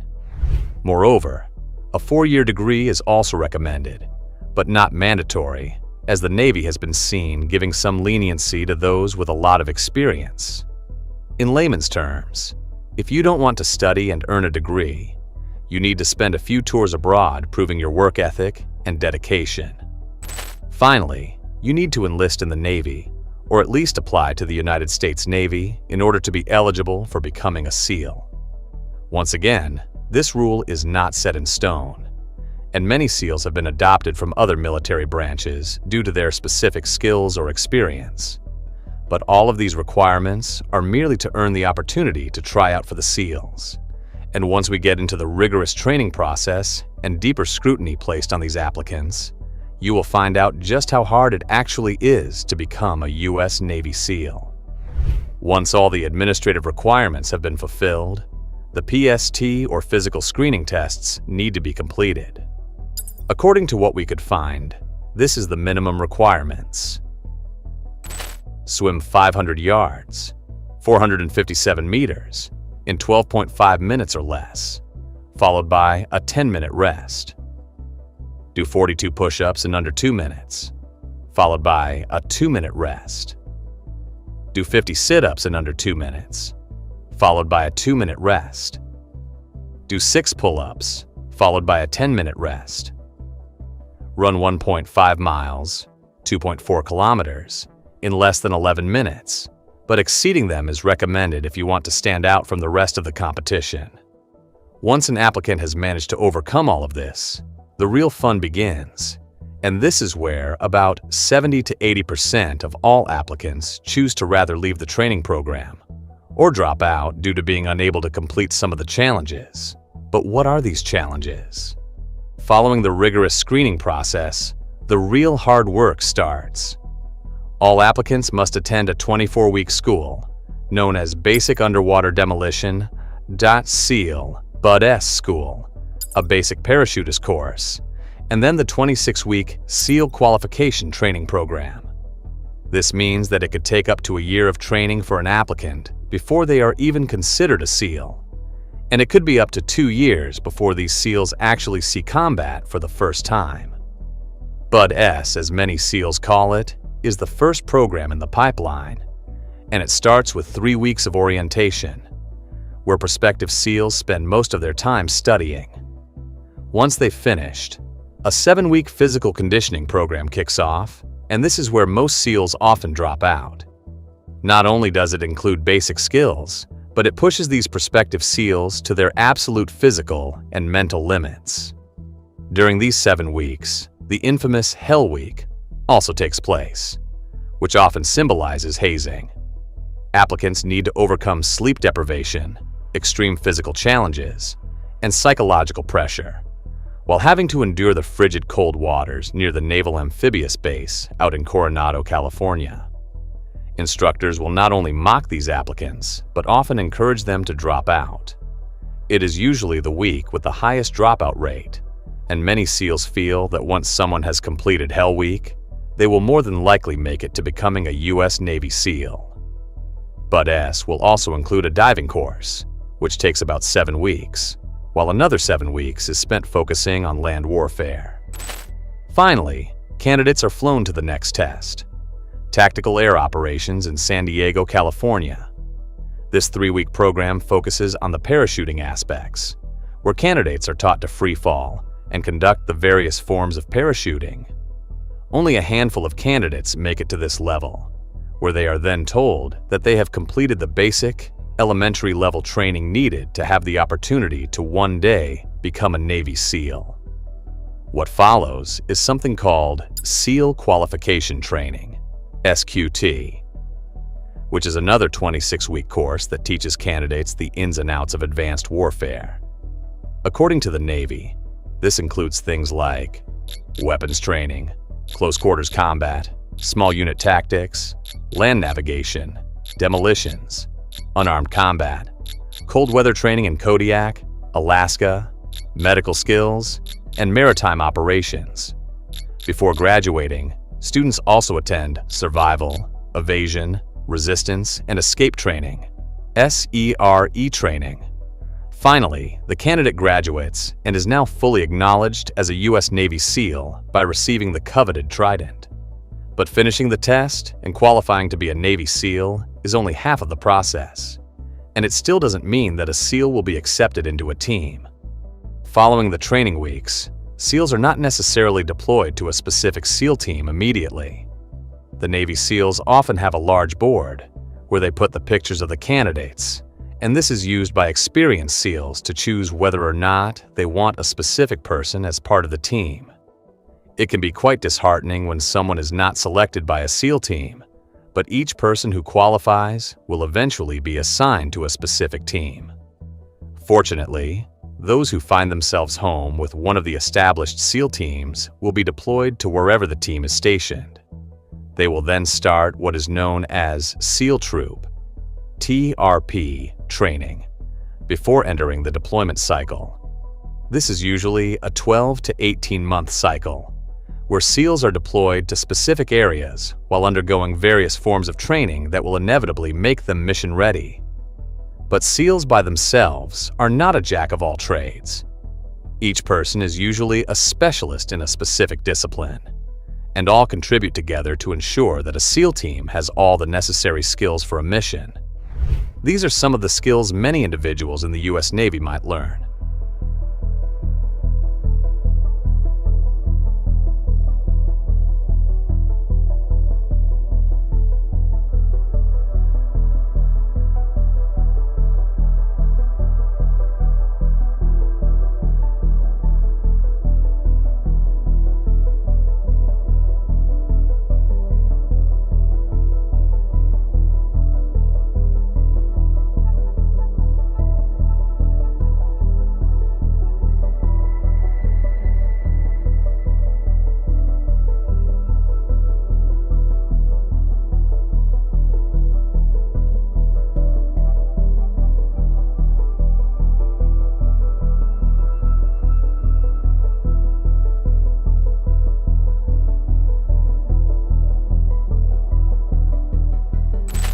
As you can see, it is quite an extensive list that covers virtually every aspect of what a mission might require.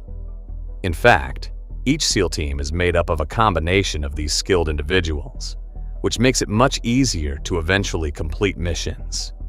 So, why does SEAL training require so much effort, and why is it so hard? By looking at some of the missions conducted by the United States Navy SEALs, especially the nature of these missions, it is very clear why training and selection is so hard. Mental and physical toughness are of the utmost importance, and to give you an idea of why, you can simply look at the nature of these operations. Usually, the SEALs are deployed to conduct missions that no one knows about. Operation Neptune Spear, which involved taking down Osama bin Laden, was undoubtedly a critical mission for U.S. safety and security. However, the target was located right in the heart of Pakistan, with the Pakistani government often being criticized for its sympathy towards al-Qaeda and some of its assets.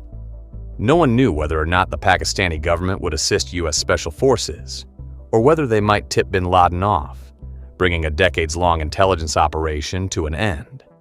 If you ask many of the SEALs themselves, they truly believed that this might be a suicide mission.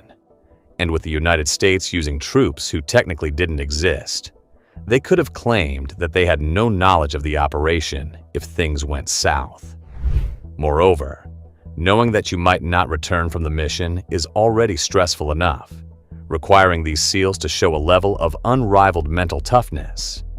But as things went wrong in the operation, specifically the destruction of the first helicopter, SEALs needed to be physically tough to endure the onslaught, while using their own mental acumen to figure out a new way to ensure that all SEALs remained safe while exfiltrating from the mission.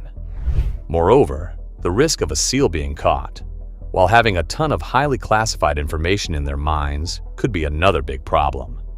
If interrogations are performed, the operator should be able to fully endure whatever it is they need to endure and not give up any U.S. secrets. Now, the big question is whether you think you will be able to overcome Navy SEAL training and join the most elite Tier 1 unit in the world. This is certainly not something everyone can do, but it is a real accomplishment for those who do eventually make it through Hell Week. Number 7. This is the USS Gerald R. Ford. It costs a whopping $13 billion to create, and is considered the greatest aircraft carrier ever made. With its crew of more than 4,500 sailors, advanced weaponry, and expensive features, buying one of these warships is not the only thing you need to worry about. At an operating cost that's enough to buy your own private island, a United States aircraft carrier is one of the most expensive things that no one can own. But why does it have such a massive cost? And how is this astronomical figure broken down? This is what it costs to operate a United States aircraft carrier. Before we can even think to look at the daily operational costs of this beast, it is important to understand why it costs nearly $7 million per day. To better understand this, it is important to look at the development and construction of the vessel. On September 10, 2008, the United States Navy signed a $5.1 billion contract with Northrop Grumman Shipbuilding in Newport News, Virginia. This followed an initial budget of $2.7 billion paid to the defense contractor for the advanced building of the carrier in 2005. Initially, it was slated to be completed in 2013, with the Navy taking delivery of the vessel in 2015. But after running into several hurdles, the deadline was pushed back to 2016. The idea was to make this the most advanced naval warship, also focusing on advanced technology improvements that could potentially reduce the overall cost of maintaining the vessel.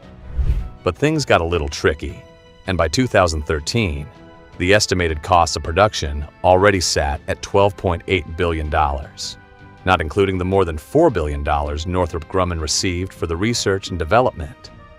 This already put the vessel about 22% over the initial estimated budget proposed in 2008 under the Obama administration. Moreover, then Chief of Naval Operations Admiral Jonathan Greenert also suggested that there might be a delay in construction of about 2 years as the U.S. Navy faced severe budget constraints. Kind of ironic judging by the budget they had already received. Nevertheless, the Navy eventually took possession of the USS Gerald R. Ford on May 31, 2017, and it was officially commissioned just a few months later on July 22nd. But the Navy again ran into problems. This time it was issues with the nuclear propulsion and munitions elevator, which would later add another $200 million to the costs.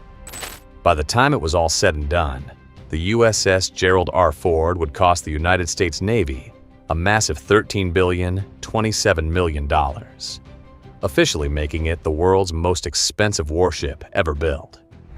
This was almost double the cost of the newer Nimitz-class carriers, such as the USS Ronald Reagan, which was $6.2 billion, and nearly 3 times as expensive as the USS Nimitz, which cost about $4.5 billion. Since many of these Nimitz-class carriers are still considered some of the best in the world, it automatically begs the question of why the U.S. Navy decided to build such a warship. Before we move on, we'd like to encourage you to like this video, and please subscribe to our channel as we aim to improve and create the best Navy videos on the web. To gain a better understanding of where these costs originate from, it is essential that we have a closer look at the differences between the Nimitz-class and Ford-class aircraft carriers. Keep in mind that depending on the specific vessel, there could be other differences. So for the purpose of this video, we will be comparing the USS Ronald Reagan and the USS Gerald R. Ford. First of all, there is the displacement, with both vessels having about 100,000 tons of displacement. The Reagan is slightly shorter at 1,093 feet, while the Ford is an even 1,100 feet in overall length. Both have a functional airfield and can hold close to 100 aircraft, since many of the fighters can be stored within the vessel itself. 2 nuclear reactors and 4 shafts power the Reagan, whereas the Ford uses the slightly newer 2 Bechtel A-1B nuclear reactors. One of the first major differences can be seen on the flight deck, as the Reagan still operates using a traditional steam catapult, while the Ford uses the more advanced electromagnetic aircraft launch system, EMALS. But what truly sets the Ford class apart from the USS Ronald Reagan is the additional features. In fact, the Reagan features a slightly bigger crew, often eclipsing 5,000 sailors. Meanwhile, just about 4,500 sailors are needed to operate the bigger and more advanced Gerald R. Ford. The main reason for this lies in how the Ford is constructed, which also significantly contributes to why it has such an expensive price tag for development. In terms of the Ford, most of the ship is fully automated. For example, trash is now discarded by a highly advanced incinerator, whereas the Reagan still relies on traditional methods that require trash to be fired into the ocean. But this is only one of many different features that make the Ford more advanced and stand apart from the other Nimitz-class vessels. Adding to the initial costs is also the new and advanced radar system. For the Gerald R. Ford, the Navy demanded only the best and the latest technology. The DBR, or dual-band radar system, adopted by the Gerald Ford, is a significant upgrade over the AN/SPY 3X band radar system adopted by the Reagan. Unfortunately, the cost differences between these two radar systems cannot be precisely measured, but it is likely that considering the development of the newer system, it is fairly expensive. Then there is the issue of materials. The USS Gerald R. Ford features far more sophisticated materials, specifically designed to enhance stealth and prevent the vessel from being detected by enemy radar. Not only does it have an angular design, specifically chosen to scatter radar signals, but it also features radar-absorbing materials, which don't send back a signal at all. One of the only differences between the vessel and a stealth bomber is perhaps the fact that the USS Gerald R. Ford doesn't have a stealth coating. Finally, it is all about weaponry, but this can be changed and integrated whenever a vessel is taken out for service. Currently, Gerald R. Ford has the most advanced and sophisticated weapon system, which is not surprising given the fact that survivability was one of the main focal points during the design process. Essentially, all of these features combine to make the USS Gerald R. Ford the most expensive naval warship in the world. But despite the Navy paying a whopping $13 billion for its construction, it is estimated that the daily operating costs of this carrier are about $7 million per day. Yes, you heard that correctly. It costs $7 million per day to operate this amazing marvel of U.S. engineering. So, why does it cost this much, and how is it broken down? First of all, there is the number of sailors aboard the vessel.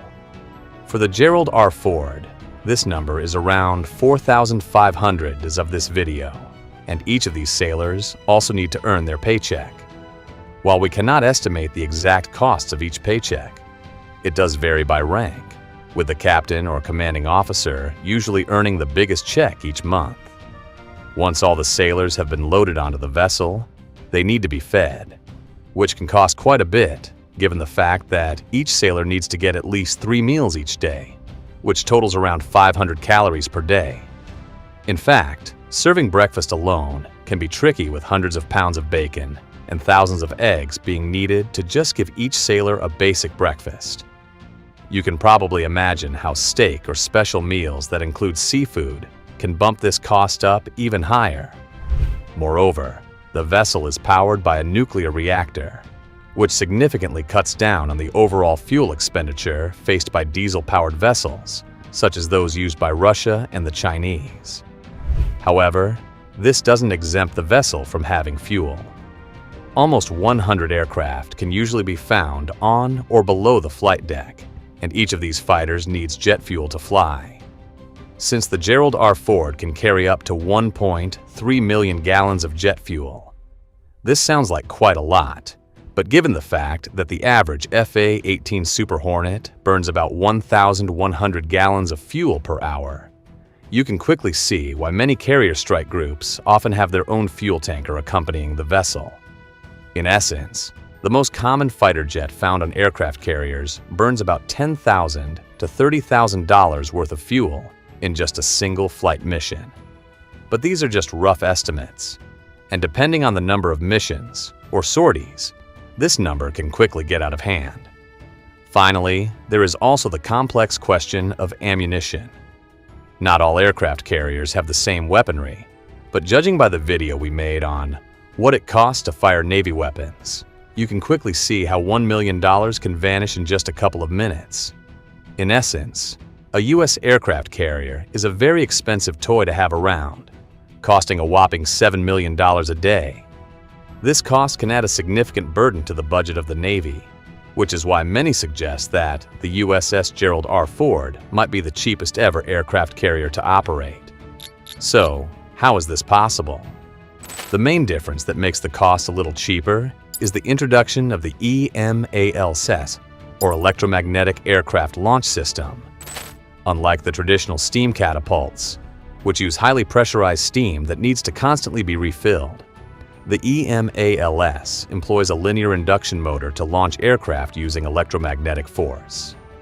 This means that there is no need for anything to be refilled, and electric energy stemming from the nuclear reactors is more than enough to launch a wealth of fighter jets into the sky. Moreover, the system is also much smaller and compact, which means it doesn't take up the same space that a steam catapult will traditionally need. Add to this the fact that a smoother launch with fewer vibrations with EMALS reduces the stress placed on the aircraft. This means less damage done to an aircraft when being launched, and not as much time spent being repaired. According to the United States Navy, the introduction of this system by itself will save the Navy up to $4 billion annually, and this is just the start. If you consider that fewer crew members are needed to operate the vessel, it means even more costs can be cut. These costs are not only cut on wages, but also the daily expenses, such as food, or the costs of running the Pyrogenesis Plasma Arc Waste Destruction System, PAWDS, which is used daily to incinerate waste. But unfortunately, it will likely take decades for the Navy to see these savings given the initial price tag of the vessel, which sits at more than $13 billion. One massive question that often comes from this is whether or not it was worth it for the U.S. Navy to build this expensive vessel. And if the Navy has 9 more of these on order, does it even make sense? Or will there be actual savings in the long run? It is important to ask yourself whether there can truly be a price tag put on safety. The United States Navy's intention behind the USS Gerald R. Ford is not only to save costs in the future, but to build a vessel that will immediately strike fear into the hearts of U.S. enemies. The Gerald R. Ford has certainly done that, while also making sure that it would take decades for countries like China and Russia to catch up in terms of technology. But the big problem is that this Ford-class carrier is yet to prove itself in battle. In fact, the vessel has only been deployed in combat simulations, without ever being physically in the presence of battle. Recently, the United States deployed 2 Nimitz-class carriers, the USS Carl Vinson and USS Harry Truman, to the Red Sea. Both these vessels immediately proved their worth in shutting down Houthi operations and crippling its infrastructure in Yemen. Many believe that this could have been the perfect opportunity for the U.S. Navy to have deployed the Gerald R. Ford and perhaps show off just how powerful it might be. But the problem is that aircraft carriers are rarely, if ever, deployed to the front lines. This privilege is mostly reserved for frigates, destroyers, and even submarines. One main reason for the lack of combat seen by aircraft carriers is once again the costs. Since each vessel is a massive investment of resources, the last thing the United States wants to do is to lose one in combat. Now, you might be thinking, why did the U.S. Navy build this carrier if it is merely used as a show of force and to scare off enemies? Well, that is exactly the reason. And much like nuclear warheads, which should never be used, they serve as a form of deterrence to enemy forces. For example, knowing that 1 or maybe 2 carrier strike groups are lurking around the South China Sea, it could be argued that this is the reason why China is yet to invade Taiwan. Finally, aircraft carriers carry fighter jets, which have incredible ranges. This means that a carrier will never have to be in direct contact. They can simply park up a few thousand miles away from the enemy, and using its massive aerial firepower, the carrier can wipe out a large metropolitan city without any enemy even seeing it. This, and the fact that it is used in peace missions as a way of intimidating opponents by itself, makes the USS Gerald R. Ford worth every single penny spent by the Navy. But does the Navy really need 9 more? According to various reports, the United States Navy aims to add at least 9 more of these carriers to its fleet. This will be more than $100 billion of taxpayer dollars added to a military-industrial complex that's already worth over $1 trillion. Judging by current U.S. politics and a massive drive to reduce government spending, you are likely to see a major backlash to this idea in the House and Senate. In fact, the United States already operates more aircraft carriers than all other nations combined, and the Nimitz class has still proven its value. By this estimation, it is fair to say that the United States doesn't need 9 more aircraft carriers to continue being the global military superpower. Number 8. When it comes to protecting the free world, no one does it better than the United States. For decades, the U.S. Navy has been moving through the oceans, serving as the silent protectors of world peace. But such a Navy needs men. Men who can endure months of deployment aboard what can only be described as a city at sea. Yes, we are talking about the pride of the United States Navy, one of 11 powerful aircraft carriers that often patrol the vast oceans of the world. But what is it like for these troops to live aboard this vessel, and how are the living conditions? Are these troops fed and treated correctly? And how often do they get to spend some time at home? This is a city at sea. What it is like, living on a United States aircraft carrier. Currently, the United States Navy fields 2 types of aircraft carriers. The first is the more popular Nimitz class, which has a length just shy of 1,100 feet, containing a 134-foot beam and a little over 250 feet for the flight deck. Its displacement is around 97,000 tons, and it can reach a top speed of just over 30 knots, while containing enough firepower to level a small city. Once the United States needed something a little better, the more advanced and newer Gerald R. Ford class was designed. It is similar in length, give or take about 5 feet, while having a similar-sized beam and flight deck. But where it differs is the use of the 2 new Bechtel A-1B nuclear reactors, which serves as a power source for the vessel. This is slightly more powerful than the 2 Westinghouse A-4W nuclear reactors found on the Nimitz class of these vessels. Both these vessels have the same top speed and can hold about 90 aircraft. But it is the armaments of these vessels that make them extremely powerful. Sea Sparrow missiles, rolling airframe missiles, RAM, and the Phalanx CIWS are some of the most intimidating weapons you can find. But if you are more interested in weaponry, we recommend that you check out our video on what it costs the U.S. Navy to fire this equipment. Nevertheless, the aircraft carrier is the absolute pride of the United States Navy, and it is the centerpiece of every single major fleet. In fact, aircraft carriers usually move in what is called a carrier strike force. This is similar to a fleet of naval vessels and can be up to 12 vessels that surround the carrier as a way of protecting it. The United States Navy loves to rely on destroyers, submarines, and when closer to shore, a few patrol boats might also be deployed for protection. But if it has so much firepower, why would it need such excessive protection? Well, it's actually simple. Despite all the firepower this vessel brings to the table, it is still extremely vulnerable to attacks from other vessels.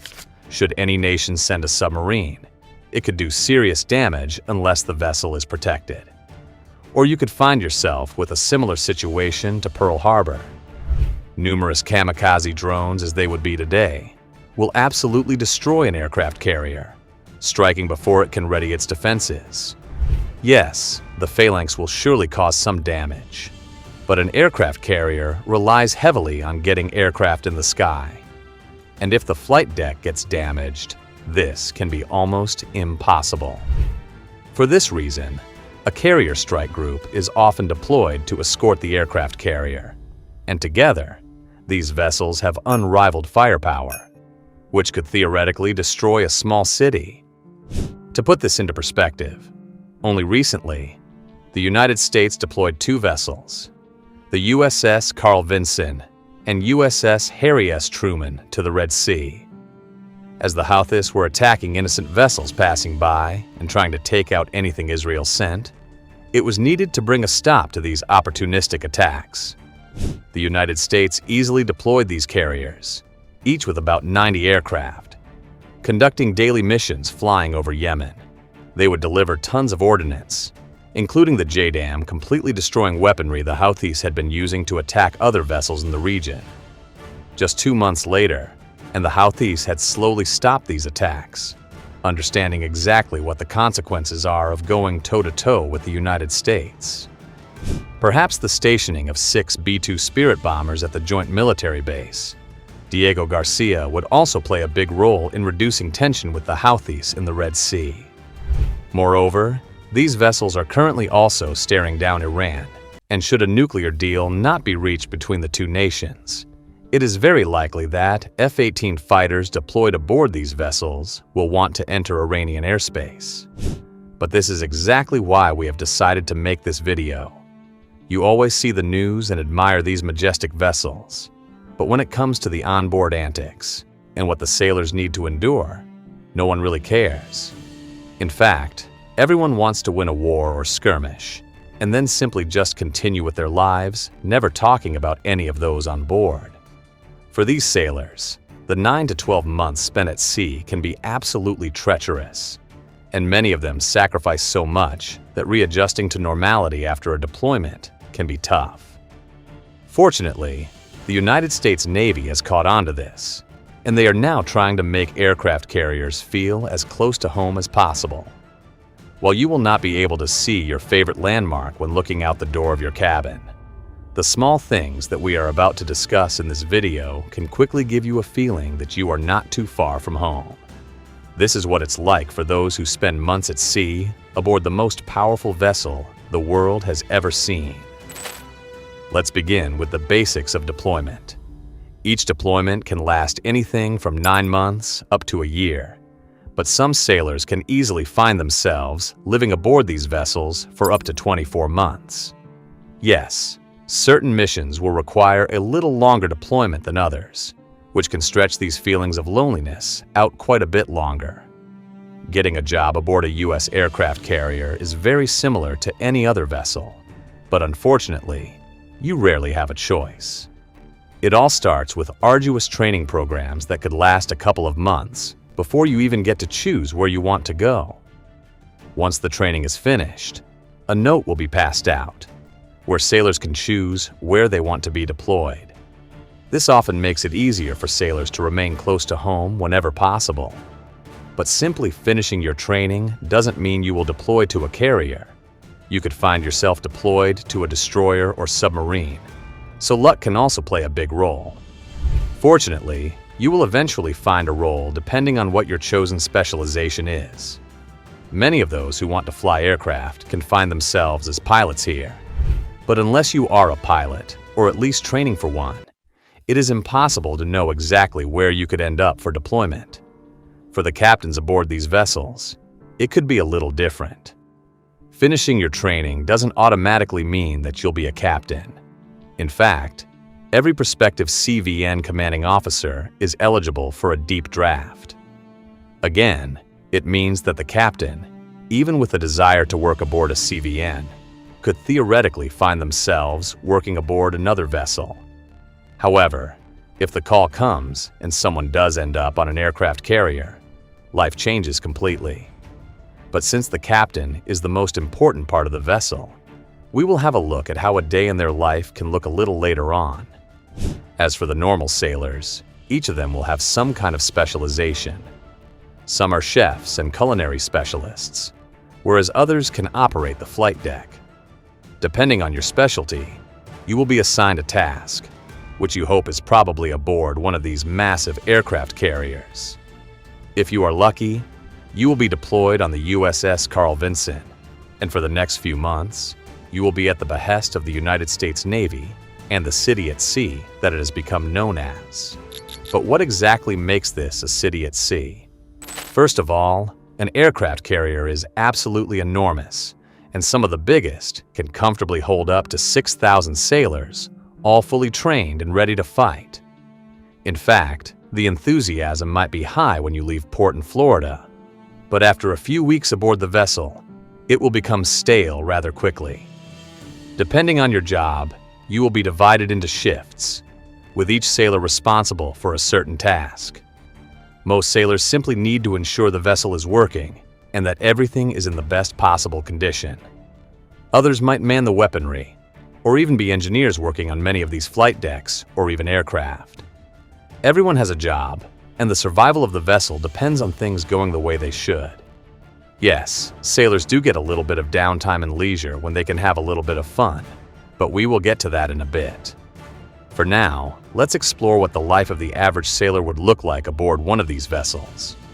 For this example, we will look at two people: a maintenance officer working with the nuclear reactor and a fighter pilot conducting daily missions. First of all, the maintenance officer and the pilot might enjoy the same living quarters. These small cabins can house between 4 and 6 sailors and usually feature bunk beds that stack on top of one another. It is nothing too glamorous and is specifically designed as a way of saving as much space as humanly possible. If they wake up at 5 or 6 a.m., both will usually go to the mess hall or galley where the food is being prepared. Keep in mind that each vessel contains multiple kitchens and dining areas to ensure that every sailor can be fed on time. A warm meal is usually served, and the sailors will get ready for the day. Each will head out to their specific destination. The nuclear engineer will head down to the engine of the vessel, where they will be briefed by the team who is knocking off. Yes, sailors usually work in shifts, taking about 8 hours at a time before shifting. This is not the case for the captain, but you will see this in a moment. The engineer will fulfill their task for the day, with numerous duties, all to ensure the ship is sailing smoothly and that nothing is at risk. Once they finish, they go back to the mess hall for a final meal and then usually to bed. Yes, there are numerous other activities and the highly coveted supermarket we will discuss a little later in the video. As for the fighter pilot, they have a little more on their plate to deal with. Once they are done eating, they will also head to the flight deck. Here, pilots work with flight engineers and the control room, with training missions starting as early as 9 a.m. If there are no missions that need to be conducted, the pilots need to fly numerous training sorties, all with the idea of keeping them ready for combat if something happens. As you can imagine, the carrier is constantly filled with the sounds of fighter jets landing or taking off. If it is time for a mission, these pilots will often have to do some patrol around specific areas. It is control missions like these which have helped eliminate a lot of the Houthi top command and often spotted things that satellites can easily miss. The pilot and the aircraft will return to the carrier, using precision skill to land, and then it is job done for the day, or so you might think. Unlike the engineers, the pilots will need to meet at the end of the day to discuss mission reports and do a debrief. This can take another couple of hours out of his day, and by the time it is all said and done, the pilot might find themselves back in bed at around 10 p.m. From internal maintenance in the engine room to cleaning and helping pilots safely take off, these crew members can work up to 16 hours per shift. Unlike the outside world, there's no commute to work and absolutely no place to just step outside and get some fresh air. Well, you can jump on the flight deck, but this is merely just the ocean with hundreds of miles of water around you. Once a sailor finishes his job, many often just head to their sleeping quarters. Stacked 3 levels high, sailors often sleep about 6 in a single room. It is barely big enough for all your personal belongings, but still must work to accommodate the more than 6,000 sailors on board. Aside from the luxury snack items you pack before the trip, the only real food you get is often 3 meals you are fed each day. Well, not that there's anything wrong with this, as these meals are well thought out and specifically tailored to the needs of these hard-working men. But nothing beats the guilty pleasure moments of enjoying that perfect ramen noodle when you return from a hard day down in the boiler room. Fortunately, the United States Navy has got this sorted and included perhaps the biggest portable supermarket drifting across the ocean and giving U.S. naval personnel access to all their favorite treats. Despite it never being the size of a Walmart, these supermarkets are extremely popular, and they offer sailors a host of snacks and some of their favorite American goods. Forgot your toothpaste? No problem. Just hop inside the store to stock up. What about those long shifts? Well, you have hundreds of energy drinks to choose from, and if your headphones might have fallen overboard when the F-18 took off from the flight deck, the local carrier supermarket will have you covered. But space still remains a problem, and unlike Costco, you won't have a shopping trolley, nor will your fellow bunkmates be happy if you bring 3 or 4 bags of groceries. This is why essential products are the main selling items at the supermarket, and it allows sailors to buy what they want instead of having to live off what they get. Instead of that half-baked cracker that doesn't taste like anything, you can buy your own salty snacks and at least have a little bit of home to snack on. But this is not all, and many U.S. aircraft carriers have no problem taking things to the next level. Yes, you can find your favorite coffee shop located right on board the USS Carl Vinson. If you don't like the standard coffee served in the mess hall, just pop into Starbucks and buy your favorite espresso that is sure to shock you into action in the morning. Each person aboard this incredible piece of engineering can find themselves eating whatever it is they are used to back at home. Well, at least most of it. It has had an incredible effect on the overall morale of sailors, allowing each one of them to feel like they are still on U.S. soil, even when traversing the hostile waters of the Taiwan Sea. So, the big question is, what does such a supermarket aboard one of the biggest naval vessels even look like? Is it all talk, and when you enter it, it is nothing more than a vending machine? Or does it have state-of-the-art systems with self-checkout that operates like your favorite Amazon convenience store back home? But we will dissect the supermarket and other amenities a little later on in the video. So let's have a look at how the captain lives aboard one of these vessels. From the moment the captain boards the vessel, they are immediately tasked with making sure the ship is ready for the mission. This involves doing various checks that are usually conducted by naval officers who report back to the captain. As the vessel sets sail, the real work begins. And for the first few days, the only important thing will be preparation and getting to the location where a supposed mission needs to be carried out.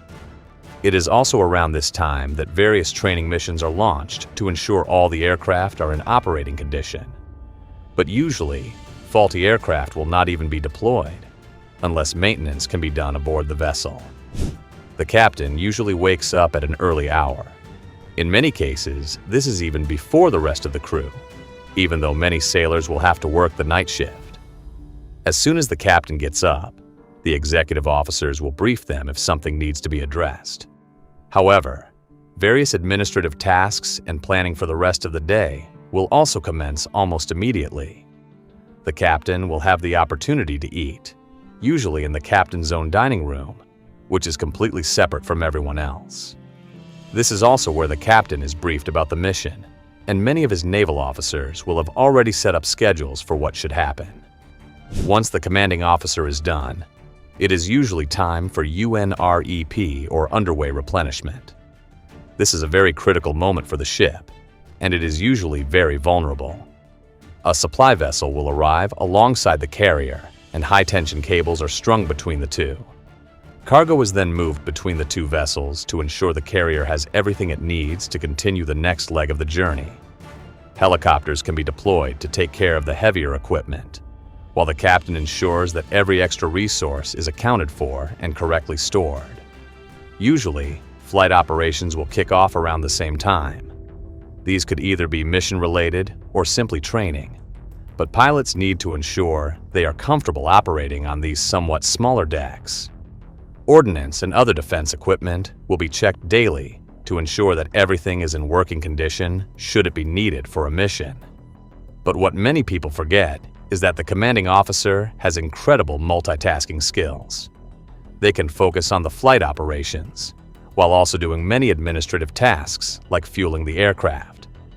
Many of these officers are also highly trained, even being nuclear engineers who fully understand the inner workings of the vessel and its power source. Since the captain is the one who understands every square inch of an aircraft carrier, they are the one to make the final call. This means that the commanding officer has the full knowledge of exactly what is going on with the ship and can instantly react to any possible problem that arises. By the time the day ends and the captain returns to their quarters, A good 18 or even 19 hours might have already passed, and this means that just a few hours are left for sleep. The big upside is how good the captain's quarters are. Fortunately, the captain's quarters are a little bit different than those of the others, and as we have discussed in a previous video, many vessels offer the captain 2 rooms. One which is commonly used for communications and other daily tasks, and the other, which is fairly comfortable. The captain uses one for sleeping, and the other is merely just for administrative purposes. Many captains, like David Crocker, whom we discussed in a previous video, also like to stay in touch with the sailors. He would often choose a standard mess hall for dining and allow many of the sailors to vent their grievances if they happen to have any. It helps the sailors feel like the captain understands their plight and is actually putting in a real effort to keep everyone happy. If the crew isn't happy, the ship itself might not really be functional, and this could lead to further risks from attacks. It all comes down to working as a team and to make sure that no one soldier feels like they are not valued aboard the vessel. Yes, it can be extremely hard to do so when you have more than 6,000 sailors aboard a vessel. To reduce some of the pressure put on the captain, various amenities are added to the ship. Yes, the United States Navy has taken a lot of care to ensure that everyone aboard these vessels are in good spirits. So let's start with the kitchen. Perhaps the heartbeat of an aircraft carrier is the kitchen or galley. Here, culinary professionals work tirelessly to ensure every sailor aboard one of these vessels is fueled for the day. The cooks will wake up at a ridiculous hour in the morning to begin preparing meals for each sailor. A U.S. aircraft is set up very similar to other naval vessels. Numerous cooks will operate in this small space, and their only mission is to ensure that soldiers are fed. Unlike many other institutions, the United States Navy has set menus that often work in conjunction with the ingredients. Cooks will determine the flow of the menus. For example, Mondays might be menu A and BA, while Tuesdays could be menu C and D. Yes, there are usually 2 set menus for those who don't want what is served on the first. However, many vessels also allow the sailors to choose their menus. This means that the individual can now determine for themselves what they want to eat and which menu should be prepared. Unfortunately, this works best on destroyers or submarines, where the number of people who need to be fed is much lower. Since they operate a cafeteria style of dining, sailors can choose any of these available meals for the day. Unfortunately, this isn't fine dining, and the chances of getting the perfect meal or 5-star Wagyu steak might not be what you get from your menu. One thing a sailor quickly needs to get used to is the fact that these meals are not prepared to taste. Since cooks need to prepare thousands of meals each day, sailors will usually get something generic for the most part. For example, steaks could be cooked to 2 different temperatures, and as a sailor, you will need to decide and choose one of these that meets your needs the best. So, let's look at the average day of a cook as well. These cooks wake up at 3 a.m. each morning before heading to the galley. Once they enter and make sure everything is clean, the food preparation starts. Cooks determine which menus will be available for the day before informing crew members. The ingredients are prepared, and the process of cooking also starts. By the time the first crew members pop in for meals at around 6 a.m., everything is ready to go, and they can simply just give their orders. Instead of waiting the standard 20-minute waiting period you have to endure at your favorite restaurant, these meals are simply just dished up and served to the sailor. It saves everyone a lot of time, and since the galley is small, it offers every sailor the opportunity to have a quick meal before starting their shift. But once the first group of sailors has been fed, it doesn't mean the cooks will now be relieved. Since this process can take a couple of hours, the first meals could only end by 10 or 11 a.m. At this point, everything needs to be cleaned, and the cooks have to start preparing for lunch. Keep in mind that, unlike normal or smaller vessels, the aircraft carrier is essentially a city at sea, and with thousands of hungry sailors, having a single galley and mess hall simply would not do the job. So the Navy has built numerous mess halls and kitchens, and sailors will need to use the one closest to them to ensure that every kitchen cooks the precise number of meals needed. In fact, it can be very disconcerting should any food be wasted. This means that following breakfast, culinary members of the crew will immediately move on to cooking the next meal. By the time they finish, it is already midday, and sailors again flood the dining area expecting to be fed. Once lunch is over, the exact same process needs to happen again for dinner, while the same cooks who woke up at 3 a.m. are still busy cooking. This is where sailors often complain about working for 12 to 16 hours, and no one truly appreciates them. In fact, many former Navy veterans have come out suggesting that cooks aboard naval vessels are some of the most underappreciated assets. But these are not just mere cooks brought in for the sake of cooking meals. Much like military doctors and dentists, these cooks are also trained soldiers, or naval officers in this case. They are still combat ready and will need to go into combat when called upon. By the time dinner is finished, the cooks can often get off duty, and many will return to the sleeping quarters where they will get a good night's rest before doing the same thing the next day. However, safety standards and scrutiny about excessive working hours have been a big criticism of the Navy. Many of these sailors work almost 16 hours, and this can be seen as absolutely ridiculous when it goes on for months. So, to combat this, many naval vessels rely on shifts, where they allow cooks to work 8 or 10-hour shifts. Vessels like destroyers have smaller crews, which often means that the cooks can take a bit of rest. So, the galley might be open for a specific period during the day, but it shuts down at some point during the day, and this means that those who have not yet eaten might need to search elsewhere. Aboard an aircraft carrier, things are a little bit different, and the ship operates 24 hours a day without any rest. So, cooks work in shifts, which usually means that they will keep the galley open for the entire duration of the trip.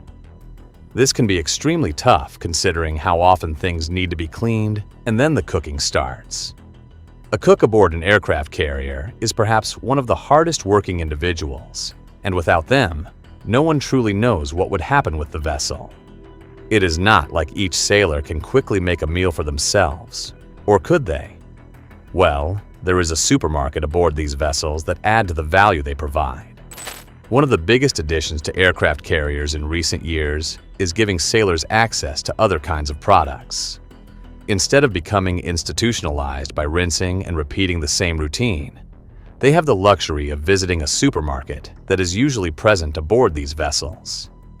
Inside, you won't be greeted with something as complex as Walmart, but rather a small supermarket that you usually find in the middle of a downtown area. Its main purpose is to sell some essential items that the sailors might need, and whatever they can find to make the travel and the long stint away from home a little more manageable. As mentioned, these stores have a lot of items sailors could want, but not everyone will be able to access one. Since shifts are designed to keep the vessel active 24/7, some sailors will need to skip out on these luxury items, unless they make a deal with someone to buy them something. The shop itself doesn't operate 24/7, simply because only one or perhaps two people are assigned to manage it. These sailors also need a bit of sleep. This initially proved a big problem, with sailors not always having access to buying some essential items. Fortunately, the U.S. Navy has taken note of this, and recently, these carriers have been upgraded to bring self-checkout stores to the vessel. Nowadays, sailors can finish their shift and simply pop into the store at any time of day or night. Once inside, they simply pick up these items and then head to the checkout. From here, the funds are either deducted from their pay, or they directly pay for each thing bought. But what do they buy inside these stores?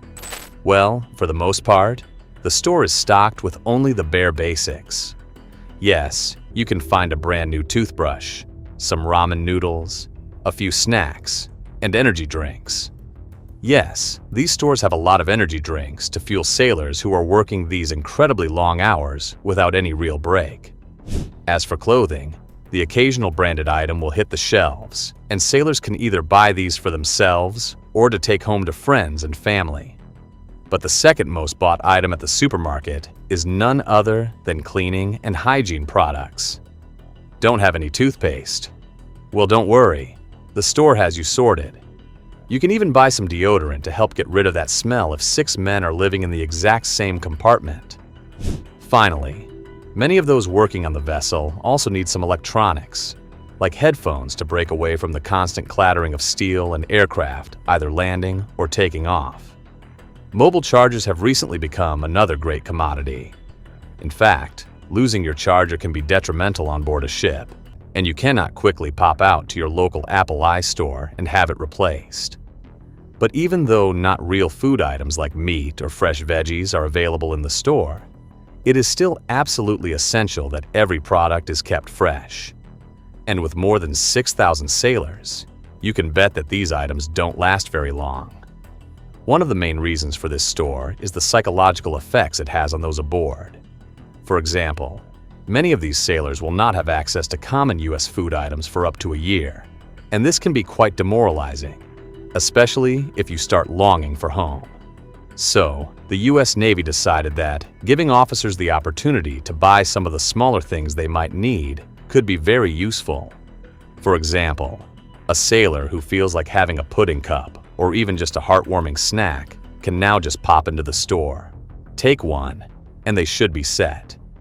It doesn't sound like much when you are sitting at home watching these vessels operate on the big ocean. But when you are the one who must spend months away from your family, every small addition to make life easier could work. The store also serves a secondary purpose, and that is to feed sailors who don't have time to make it to the mess halls for the meals. Each store will sell things like ramen noodles that can quickly be heated, and you have a very decent meal that should sustain you for a couple of hours. Moreover, some aircraft carriers have gone a step further, introducing a Starbucks aboard. Yes, you heard that correctly. Starbucks is on board many Navy vessels and gives crew the opportunity to have a very expensive and sugary coffee. Although, prices are much more affordable at a Starbucks on these vessels, since most of it is funded by the United States government.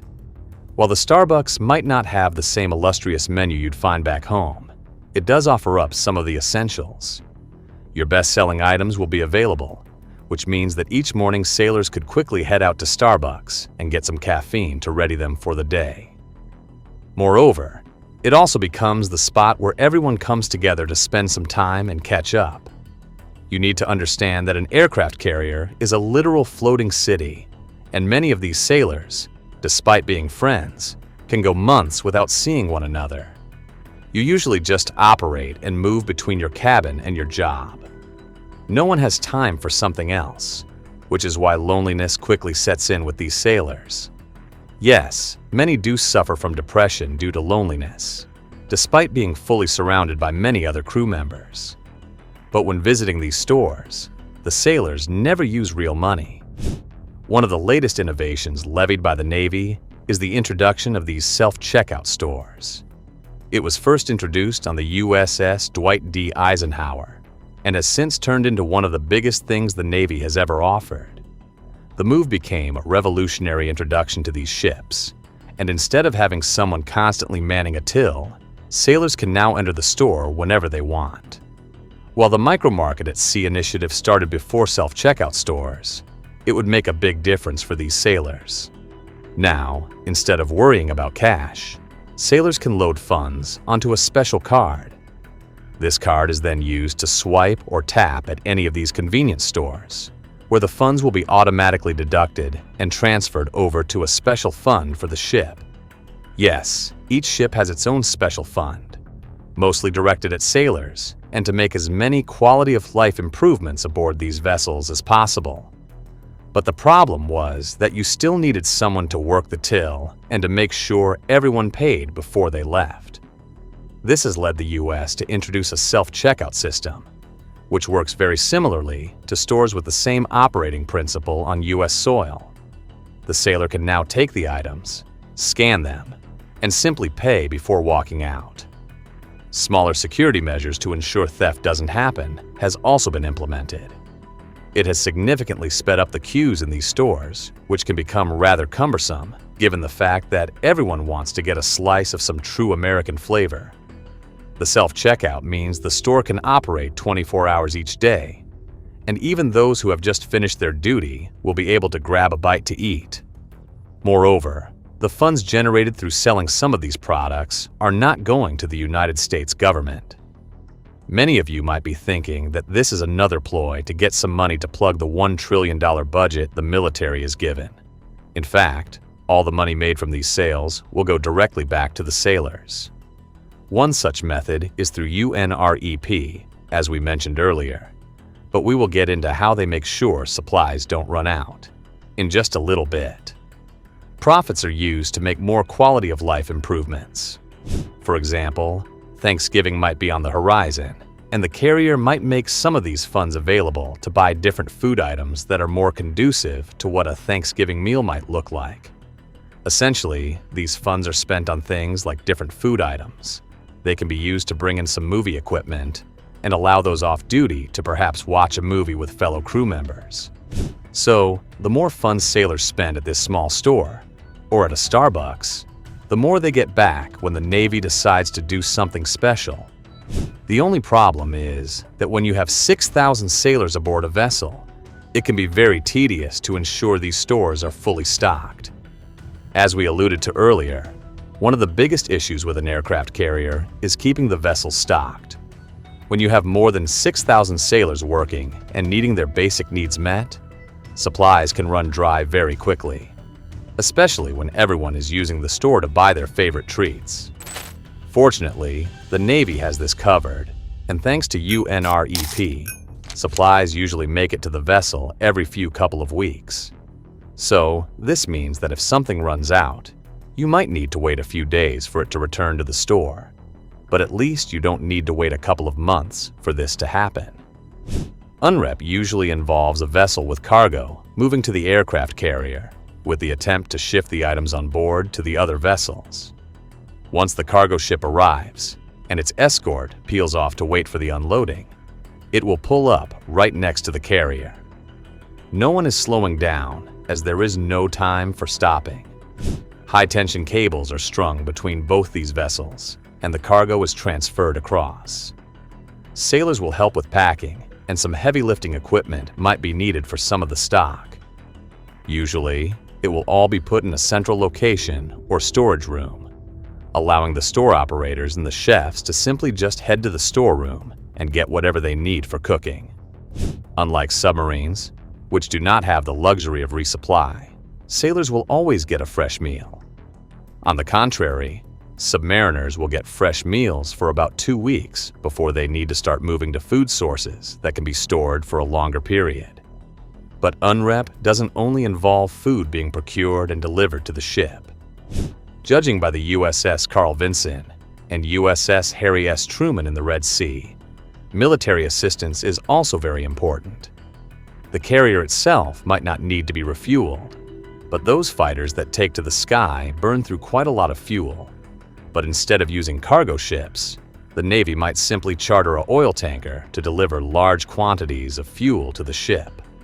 Finally, military equipment needs to be replaced. Even when the vessel is not in direct combat, it still needs to do a lot of training, and it is this training that drains some of the ordnance. But such ordnance is extremely heavy, and using high-tension cables might not be sufficient to get it onto the other vessels. Fortunately, each aircraft carrier also has a helicopter, and this will spring into action. The helicopter will fly these small sorties, picking up ammo from one side and dropping it on the carrier where it is to be sorted. This greatly eliminates the risk of using the high-tension cables, but what it doesn't do is eliminate the risk of the transfer.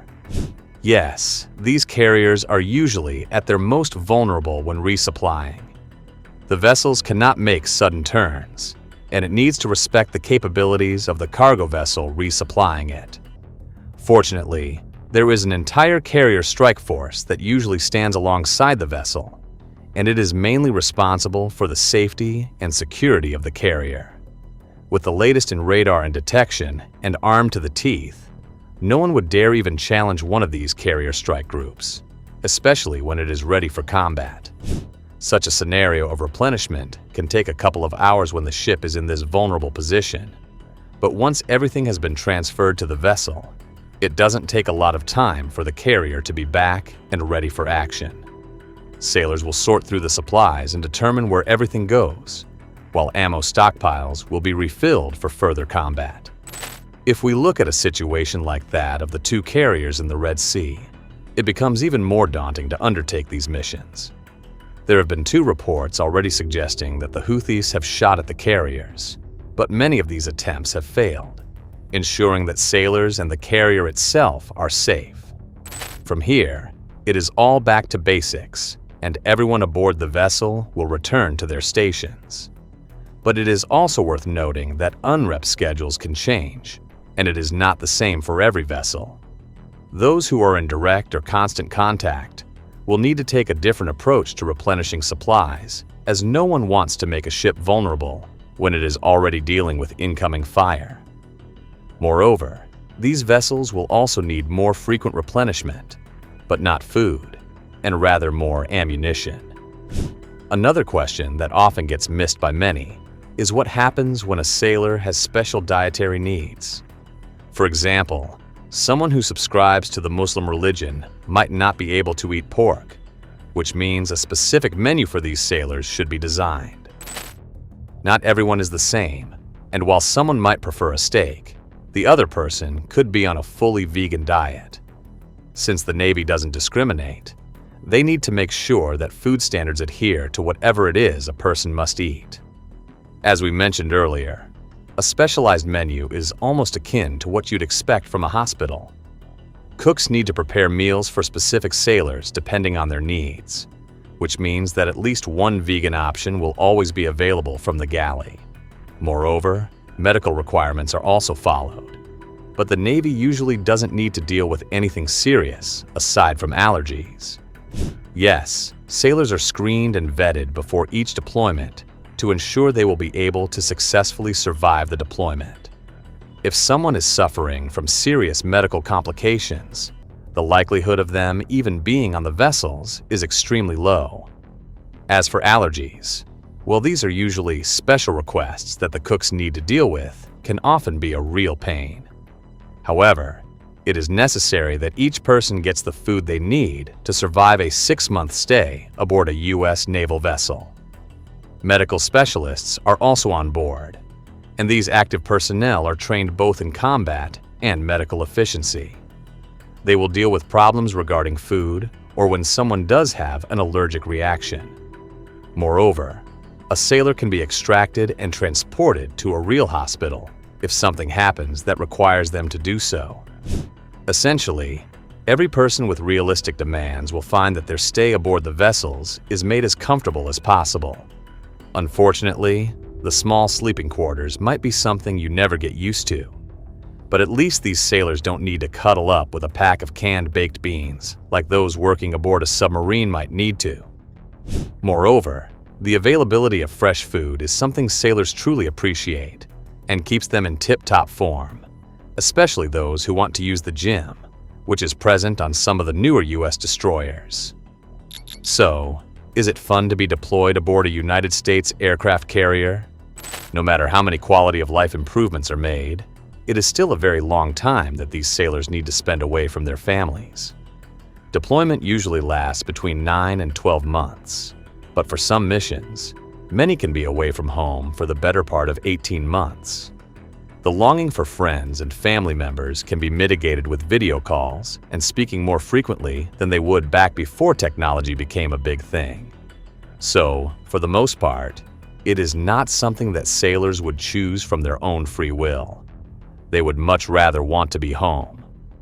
Once you get used to it, though, it becomes a real job. Sailors spend most of their time either working or sleeping, and there is very little time for doing nothing. After a few months, you will become somewhat institutionalized, and this usually makes the transition back to normality quite a bit of a challenge when they arrive back home. Fortunately, these deployments are few and far between, and sailors usually have a couple of months to rest and recover following it. If something serious happens, like a medical emergency for someone back home, the military can grant a special leave of absence. But this doesn't mean the entire ship will turn around to drop someone off. As we have previously mentioned, many of these vessels also operate an emergency helicopter. If someone needs to get home quickly, the Navy could offer them a change of station. This can either be transferring the sailor to a vessel heading home, or they can be deployed to a special military base and phase out when these soldiers end their deployment. For example, if someone operating on the USS Harry S. Truman, currently stationed in the Red Sea, needs to get home, they could be transferred to Diego Garcia. This small US and British base, located in the Chagos archipelago, constantly needs resupply, and numerous aircraft enter the base to deliver new supplies. If a sailor needs to get back home, they can easily board one of these vessels and quickly be transported back to the United States. However, this is only for very rare and exceptional circumstances. Once a sailor gets back home, it will be another 18 months before their next deployment, which begs the question of what exactly these sailors are up to during this period. Well, sailors need to remain in optimal shape, which means that training, generally done at a base, will need to be attended. Sailors might even work to earn a promotion in rank, and they will be tasked with normal day-to-day or administrative tasks. But this doesn't matter to someone who hasn't seen their family in a few months. So, even though adding many of these additions can be somewhat expensive for the Navy, it does keep sailors in the optimal mindset to make the best of their time aboard a Navy aircraft carrier. So, the United States aircraft carriers are an absolute honor to work abroad, but it still takes a lot of mental fortitude to have a great trip.